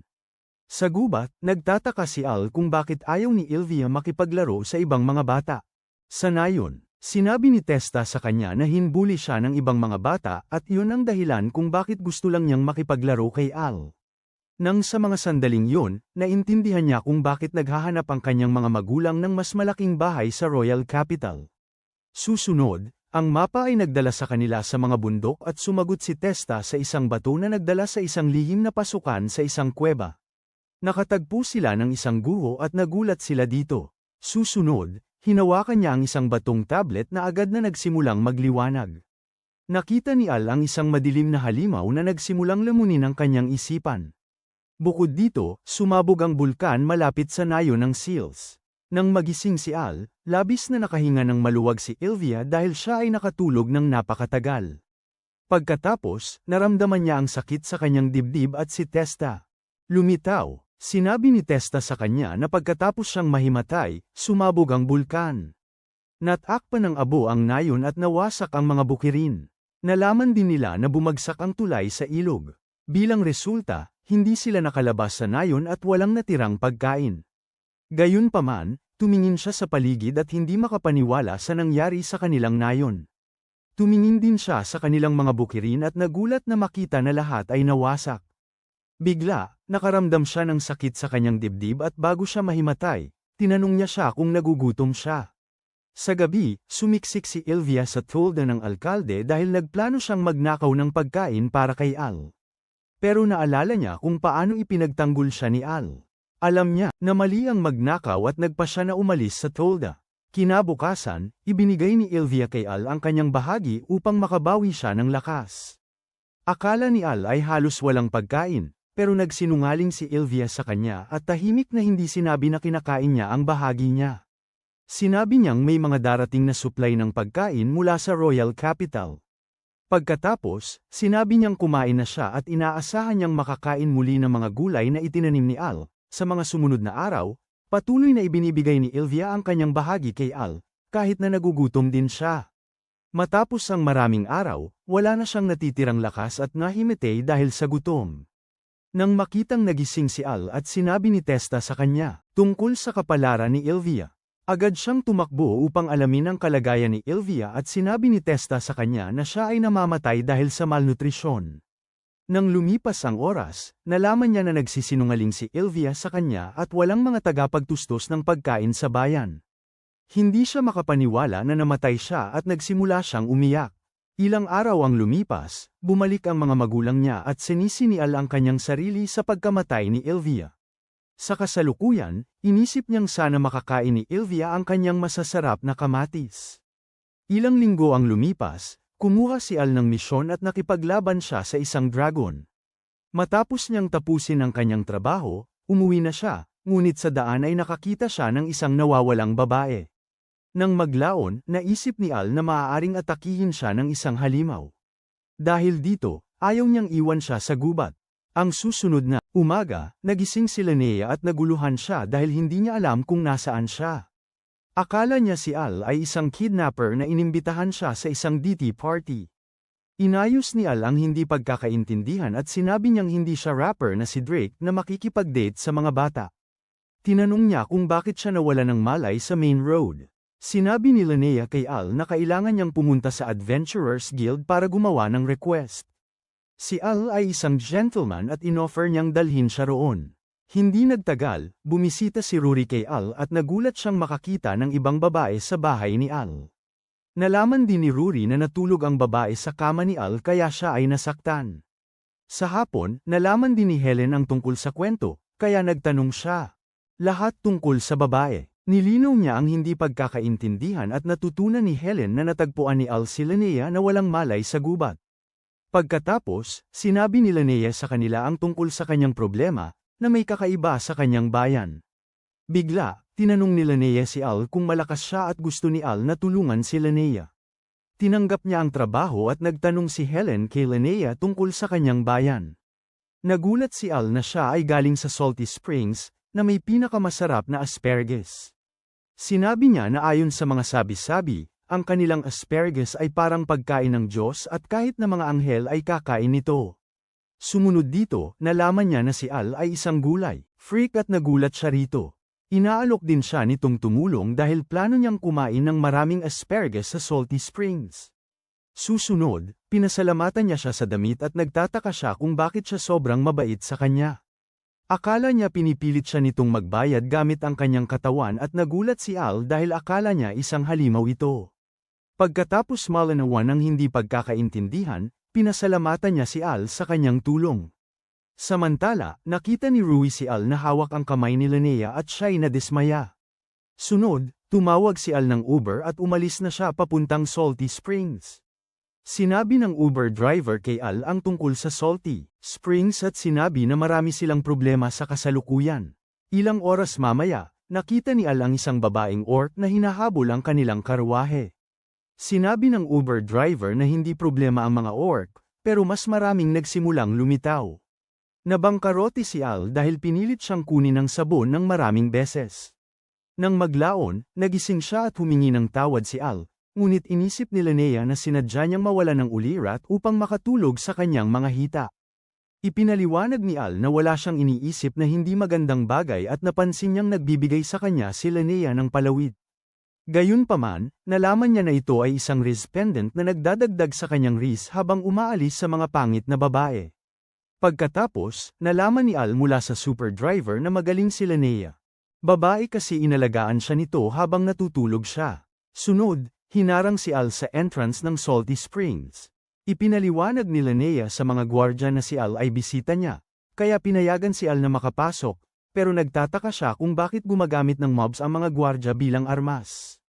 Pagkatapos, tumingin siya sa paligid ng bayan at nakita ang isang lalaki na nagbebenta ng asparagus na skewers.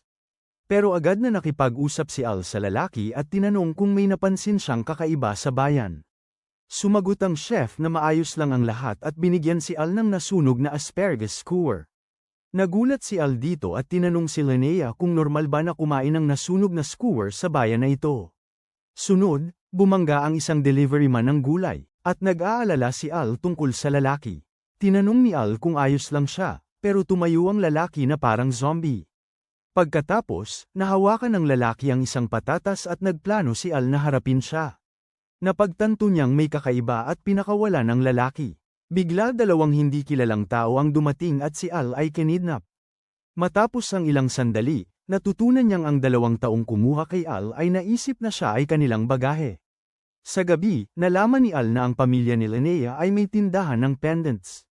Ipinakita niya sa kanya ang isang Cuban chain na may kasamang banal na proteksyon ng mabuting Diyos. Nagdududa rin siya na ang mga magic stones ay nagpoprotekta sa kanya mula sa pagiging zombie tulad ng ibang mga tao sa bayan. Bigla nagtanong si Al tungkol kay Linnaeus, mga magulang at nalaman niyang nawala na sila mula nang magsimulang kumilos ng kakaiba ang mga tao sa bayan. Nang sumunod na umaga ay nakita namin ang mga nagtitinda na sobrang nanigarilyo ng mga batong buwan. Pagkatapos ay nagpakita sila Muro at nagpakilala siya kay Al. Nalaman niyang sila Muro ang Panginoon ng Salty Spring. Humanga si Al sa lalaking ito dahil ginawa nito ang kanilang asparagus fungus. Susunod, inanyayahan nila Muro si Al sa kanyang mansyon at nagpasalamat si Al sa alok nila Muro. Sa mga sandaling yon, naisip na naman si Al na bagahe at tinanggap niya ang imbitasyon. Pagkatapos, sinabi ni Linnea kay Al na mukhang kainahinala ang imbitasyon nila Muro sa kanyang mansyon. Sabi lang ni Al malalaman nila sa pagpunta sa kanyang hapunan mamaya. Sa gabi, inililibot ni Sebastian ang mga bisita sa mansiyon. Akala ni Al na mabait sila Muro dahil siya ay totoong tagahanga ng asparagus. Pagkatapos, binati nila Muro ang kanyang mga bisita sa silid kainan at agad na nagtanong si Al kung pwede ba siyang magsabi tungkol sa phenomenon sa Salty Springs. Biglang itinutok ng mga sundalo ni Lamuro ang kanilang mga armas kay Al. Ngumiti lang si Lamuro at nagsimulang talunin ni Al ang mga sundalo.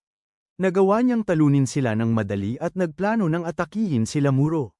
Nang sinubukan ni Al na atakihin si Lamuro, tumayo si Linnea sa harap ni Lamuro upang protektahan siya.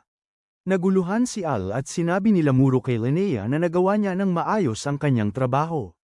Biglang lumitaw ang demonyong si Vritra at nagplano siyang gawing personal na alipin. Akala ni Vrita na siya ang pinakamalakas na chi at pinaplanong mamuno sa buong mundo. Sinabi niya kay Al na mayroon siyang madilim na Dragon Ball at ito ang dahilan kung bakit ang mga tao sa bayan ay gumagawa ng mga handgal na bagay. Sinabi rin niya na narinig niya ang mga balita mula kay Al kung paano niya tinalo si Romeo.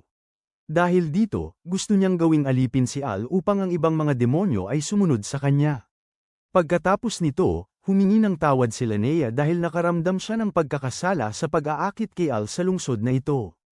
Ang dahilan kung bakit siya sumang-ayon sa plano ay dahil na hostage ang kanyang mga magulang. Hindi nagalit si Al sa kanya dahil sa kanilang biyahe patungong Salty Springs, nalaman niyang si Linnea ay isang may magandang puso. Bigla, pinaplano ni Demon Vrita na gamitin ang madilim Dragon Ball para gawing alipin si Al. Sa sandaling yon, naalala ni Linnea ang magandang oras na kasama niya si Al. Napagtanto niyang mali ito at hiniling siyang tumakas. Bigla, ginamit niya ang isang mapanganib na bato na natagpuan niya sa gubat ilang araw bago. Bilang resulta, nagkaroon ng malaking pagsabog at umuga ang lupa.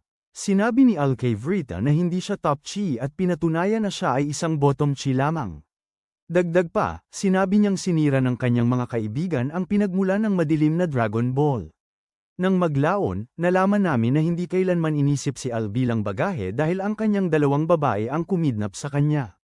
Natuklasan nila na ang pinagkukunan ng kapangyarihan ay nasa estatwa at nagplano na talunin ang demonyo.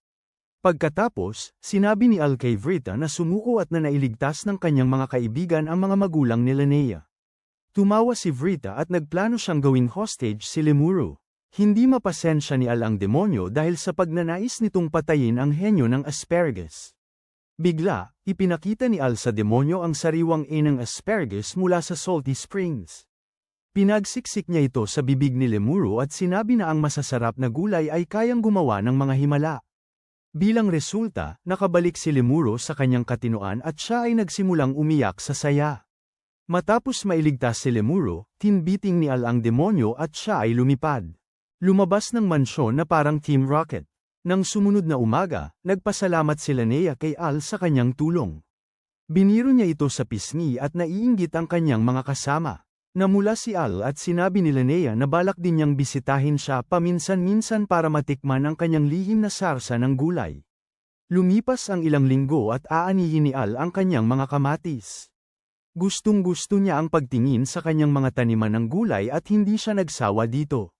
Pagkatapos ay nakita namin si Ruri, na regular na tumutulong kay Al sa pag-aani ng mga gulay. Tumulong din ang ibang mga babae dahil lahat sila ay nagpaplanong maging asawa siya. Biglang napansin ni Fel na ang ibang dalawang babae ay may suot na parehong pendant. Sinabi ni na Helen at Ruri kay Fel na natanggap nila ang mga pendant mula kay Al bilang regalo. Bukod dito, nalaman niya ang tungkol kay Linnea at nagalit siya dahil laging babaero si Al. Gayunpaman, nag-aalala si Fel na magkakaroon siya ng bagong babae at sinubukan siyang pakalmeyan ng iba. Bigla, sumigaw si Al tulad ng isang batang babae at nagtataka ang mga babae kung bakit. Agad silang tumakbo sa kanya, iniisip na may demonyo na umatake sa kanya. Ngunit ang dahilan kung bakit sumigaw si Al tulad ng isang batang babae ay dahil may nanggugubat na umiinom ng mga bitamina ng kanyang minamahal na gulay. Kailangan ni Al na kumain ng Snickers dahil nagbago siya sa Fire Lord Ozai mula sa The Last Airbender. Sa hapon, si Al at ang kanyang mga kaibigan ay nagbenta ng mga gulay sa Royal Capital. Isang babae ang nagnanais bumili ng mga kamatis at nagbigay si Al sa kanya ng asparagus bilang regalo. Makalipas ang ilang sandali, dumating ang kaibigang adventurer ni Al na si Jake at isa rin siyang malaking tagahanga ng mga sariwang ani ni Al. Binigyan siya ni Al ng repolyo at inanyayahan siya ni Jake na uminom kasama ang kanyang mga kaibigan. Sa kasamaang palad, abala si Al at magalang siyang tumanggi. Nang sumunod, lumitaw si Haring Magus na nagnanais bumili ng labanos. Bukod dito, tanong niya kay Al kung kailan siya balak sumama sa kanyang pamilya, ngunit hindi talaga interesado si Al at pinakita ni Haring Magus ang kanyang pangako na bibigyan siya ng higit pang ng mga bukirin. Tinigilan siya ni Rory, pero tumapon si Fel ng patatas kay Rory, na aksidenteng tumama kay Al. Gayunpaman, nagsimulang mangarap si Al ng isang anghel na nakipag-usap sa kanya. Sinubukan niyang sabihin sa kanya ang isang mahalagang bagay tungkol sa kanyang buhay, kaya't sinubukan ni Al na pigilan siyang umalis. Sa totoong buhay, nagulat siya nang makita si Haring Magus sa harap niya. Ilang oras ang lumipas, pinasalamatan ni Al ang kanyang mga babae sa kanilang tulong sa pagbebenta ng mga gulay. Pagkatapos nito, plano niyang gamitin ang pera para bumili ng herbicide at nagsimula siyang tumawa ng masama. Gusto niyang sirain ang kanyang kaaway at ang kanyang mga babae ay humiling sa kanya ng magandang kapalaran. Nangyari na makita si Rix, na namimigay ng ilang sulat at nakita si Al sa daan pauwi. Nagulat siya nang makita si Al dahil parang umaakting na isang kontrabida. Nalaman ni Rix ang problema ni Al at hindi na siya nagtanong pa. Nangyari na natagpuan nila na may isang maliit na batang babae na inaatake ng mga kakaibang tao. Nakialam si Al at sinabihan ang mga kriminal na tumigil sa pagpipilit sa kanya na sumali sa isang diddler na party. Nagalit ang didigang at sinubukan nilang bugbugin si Al, pero ginamit ni Al ang Uno reverse card, kaya natalo ang didigang at tumakas ang leader na parang pagkain. Pero, tinanong ni Al kung okay lang siya at napagtanto niyang siya ay isang demonyo. Alam ni Rix ang pangalan ng bata at sinabi nilang pareho silang uri ng demonyo. Nalaman ni Al na ang pangalan niya ay Uria at siya ang anak ng hari ng mga demonyo. Pagkatapos, nalaman ni Uria na si Al ay isang mabait na tao at humingi siya ng tulong kay Al. Hiniling niya sa kanya na iligtas ang lahat ng mga demonyo at gustong malaman ni Al ang mga detalye. Gayunpaman, sinabi niya kay Al na ang kanyang babysitter na si Volt Doma ay pumasok sa kanyang silid. Sinabi niya na hindi na ito ligtas para sa kanila dito at inilipat siya sa ibang bansa. Sabi ni Rix na 3 araw ang lalakbayin para makabot ang teritoryo ng hari ng mga demonyo, pero nagdesisyon si Al na tulungan si Uria. Pagkatapos ay hiniling niya kay Rix na ayusin ang kanyang problema sa mga bush cooler sa kanyang mga bukirin. Ilang sandali pagkatapos, nag-transform si Al sa isang Konoha ninja at tumatakbo siya sa ibabaw ng tubig. Natatakot si Uria dahil hindi siya marunong lumangoy, pero sinabi ni Al sa kanya na mag-relax. Pagkalipas ng 2 oras, dumating sila sa teritoryo ng mga demonyo at nagpasalamat si Uria kay Al sa tulong. Nang makita ni Al ang kanyang ngiti, natuwa siya na nagdesisyon siyang tumulong dahil inalala niya si Uria na parang ang kaibigan niyang si Ildia noong bata pa sila. Sunod, lumitaw si Volt Doma at natuwa si Uria nang makita siya. Napansin ni Al na kakaiba ang kilos nito at hiniling kay Uria na tumayo sa likod niya. Biglang umatake si Volt Doma gamit ang spell ng pagkawasak, pero kinuha ni Al si Uria at agad silang umiiwas. Nalito si Uria at umatake ulit si Volt Doma. Hindi siya tumigil at sinubukan ni Al na ilihis ang atensyon sa sarili niya. Biglang si Volt, sinubukan ni Doma na saktan si Uria at siyang sumayaw si Al sa harap niya upang protektahan siya. Alam ni Al na ang tagapagbantay ni Uria ay kinokontrol ng isang makapangyarihang tao. Matapos ito, nagplano si Al na patumbahin ang kanyang kalaban, pero nabigo ang kanyang atake. Hindi sumuko si Al at nagawa niyang saktan ang kanyang kalaban sa mukha. Matapos maduwal si Volt Doma, nagtataka si Uria kung bakit sinusubukan ni Volt Doma na patayin sila. Biglang tumayo ulit si Volt Doma at nagsimulang magtawag ng makapangyarihang spells. Nang oras na yon, nagpakita ang nanay ni Al at pinahirapan siya. Sinabi ni Lush Ika kay Al na sinabi sa kanya ni Rix tungkol sa sideline quest ni Al. Si Uria ay nahihiya at siya, si Al. Pagkatapos, nalaman ni Al na ang tagapag-alaga ni Uria ay isa sa pinakamalakas na gumagamit ng mahika ng demonyo. Pero kadalasang nandyan siya sa tabi ni Uria at inaalagaan siya na parang isang malaking kapatid. Nang sumunod, dumating sila sa kastilyo ng hari ng mga demonyo at nagulat si Uria dahil maraming sundalo ang nakahiga sa lupa na sugatan at nag-aalala siya. Naghinala si Lush Ika na malamang ay nag-away-away sila. Nang sumunod, tumakbo si Uria sa Royal Palace para hanapin ang kanyang ama, pero nakita niyang nakahiga ang kanyang ama sa lupa, seryosong sugatan. Inaalagaan ni Al si Uriah at sigurado siyang buhay pa ang kanyang ama. Pagkatapos, nadiskubre niya ang isang sundalo na nagkamalay. Bigla, sinubukan ni Lashika na patayin, anak ng Demon King. Pinigilan siya ni Al, noong na hindi siya ang kanyang ina. Pagkatapos, sinabi niya na alam niyang simula pa lang ay hindi siya ang kanyang ina. Ang dahilan dito ay palaging nasusugatan si Al tuwing nakikita ang kanyang ina. Nalilito si Uriah at humanga si Lashika na hindi nahulog si Al dito. Bigla, tinawag si Al na Oni-chan at nagbago siya sa kanyang tunay na anyo. Naramdaman ni Al ang makapangyarihang aura at nagulat nang makita si Ilvia. Hindi siya makapaniwala dahil akala niya ay patay na siya. Habang hindi naiintindihan ni Al kung paano pa nabubuhay si Ilvia, nag-360 siya at sinabi na nakasuot siya ng kanyang paboritong damit para sa araw na iyon. Sigurado si Al na namatay siya dahil sa malnutrisyon. Bigla, sinabi ni Ilvia na siya ay buhay salamat sa malaking Diyos ng kasamaan at plano niyang durugin ang mundo. Pagkatapos, ipinakita niyang kaya niyang gamitin ang kapangyarihan ng Diyos ng pagkawasak. Inaim ni Ilvia ang kanyang bola ng pagkawasak kay Uriah, pero agad na tumugon si Al para iligtas siya. Gayunpaman, nagdulot si Ilvia ng napakalaking pagsabog na halos winasak ang buong kastilyo. Nabulabog si Al sa napakalakas na kapangyarihan na ibinigay ng Diyos ng kasamaan sa kanya. Pagkatapos, sinabi ni Ilvia na humanga siya kay Al, na nakaiwas siya sa kanyang atake kahit na ang kapangyarihan ng malaking Diyos ng kasamaan sa loob ng kanyang katawan ay nakatali pa. Naguguluhan si Al at tinanong siya ni Ilvia kung naisip na ba niyang bakit napakataas ng kanyang katayuan. Inipaliwanag niya sa kanya na ang kanyang natatanging kasanayan ay tulad ng masamang Diyos. Pagkatapos, sinabi ni Al na hindi pa siya nakatagpo ng masamang Diyos. Sumagot si Ilvia na nakilala na niya ito noon, nang siya ay bata pa, at pinaplano niyang ilihis si Al sa madilim na panig na para bang siya si Luke Skywalker. Gayunpaman, nakaya ni Uriah na ibalik si Al sa kanyang katinoan at nagalit si Ilvia. Sinimulan niyang kagatin si Uriah at pinaplano niyang patayin ito dahil tinawag si Al na Oni-chan. Gusto sanang iligtas siya ni Al, pero nagbigay ng spell si Ilvia sa kanya. Naiintindihan ni Uriah kung gaano kapanganib si Ilvia at humiling siyang tumakbo si Al. Nang gustong patayin ni Ilvia si Uriah, sinubukan ni Al na hadlangan ito. Sa sandaling yun, nag-activate ang kanyang pendant at huminto ang oras. Nalito siya dahil lahat ng bagay sa paligid niya ay tumigil sa paggalaw. Matapos ito, lumitaw ang mabuting Diyosa at nagpakilala siya. Ipinaliwanag niya kay Al na nagagawa niyang makipag-usap sa kanya dahil sa mga pendant na suot niya. Pagkatapos, sinabi niya kay Al na burahin niya ang kapangyarihan ng masamang Diyos sa kanyang katawan at ibibigay sa kanya ang kanyang kapangyarihan.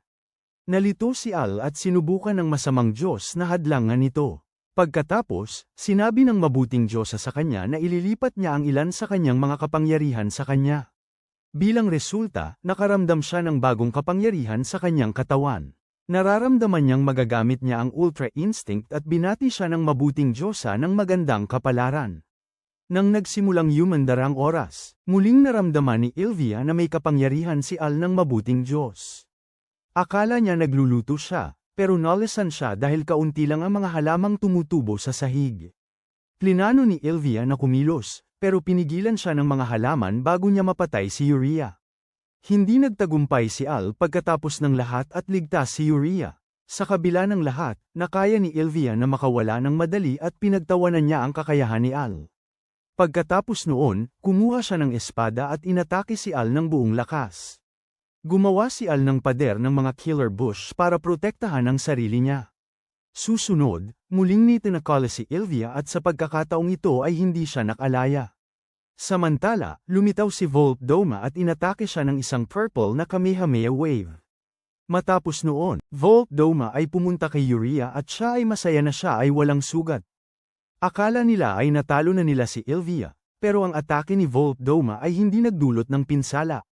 Gayunpaman, naglunsad siya ng kontra-atake at tinamaan si Volt Doma. Mas mabilis siya kaysa sa isang bituin ng bilis at nagplano siyang patayin si Volt Doma, pero humiling si Al na huminto siya at nakinig siya kay Al sa ilang dahilan. Pagkatapos, sinabi niyang nababagot siya rito at siya ay nawala. Ilang sandali mangyari, gustong malaman ni Volt Doma kung ano ang ibig sabihin noon. Akala niya si Al ay isa sa mga masama, pero ipinaliwanag ni Uria na nailigtas siya ni Al. Samantala, nakabawi rin ang Demon King at pinigilan si Volpdoma. Pagkatapos, gusto rin niyang malaman kung ano ang iyon ay nangangahulugang at nais marinig ang paliwanag mula kay Al. Sumagot si Al na si Ilvia ay kanyang nakababatang kapatid at nilinaw ang hindi pagkakaunawaan.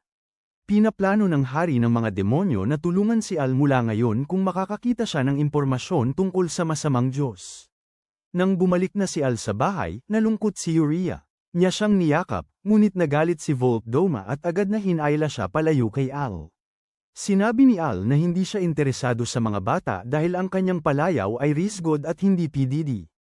Sa mga sumusunod na araw, nakita namin si Albi at sinabi sa kanya na dumating sa kwarto ni Fel.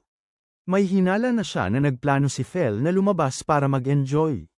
Humingi ng tawad si Fel dahil lagi niyang pinipressure si Albi na maging kanyang body double habang siya ay nag-enjoy.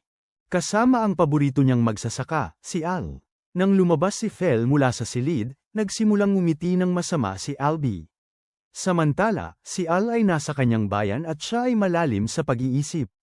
Naalala niya ang mga salita ng kanyang minamahal na kapatid na nakilala na niya ang masamang Diyos.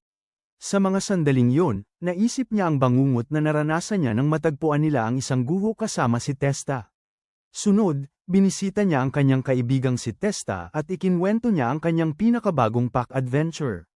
Tinanong din ni Al ang kanyang kaibigan kung naaalala nito ang araw na naghahanap sila ng kayamanan. Nalaman niyang hindi alam ni Testa ang anumang kapaki-pakinabang at nagbago ng paksa. Sinabi ni Testa kay Al na masarap ang mga kamatis ng Gotham City. Pagkatapos, inimbitahan ni Al si Testa na bisitahin siya sa Royal Capital, pero si Testa ay napakaabala sa kanyang trabaho bilang mangingisda. Gayunpaman, bumalik si Al sa Royal Capital, ngunit ayaw niya sa gubat. Bigla, may lumitaw na babaeng orc sa likuran niya, tinutugis siya. Ayaw ni Al na kunin ang sabon at tinamaan ang orc ng buong puwersa sa tiyan. Naguluhan si Al na hindi umubra ang kanyang atake at tumakbo siya palayo.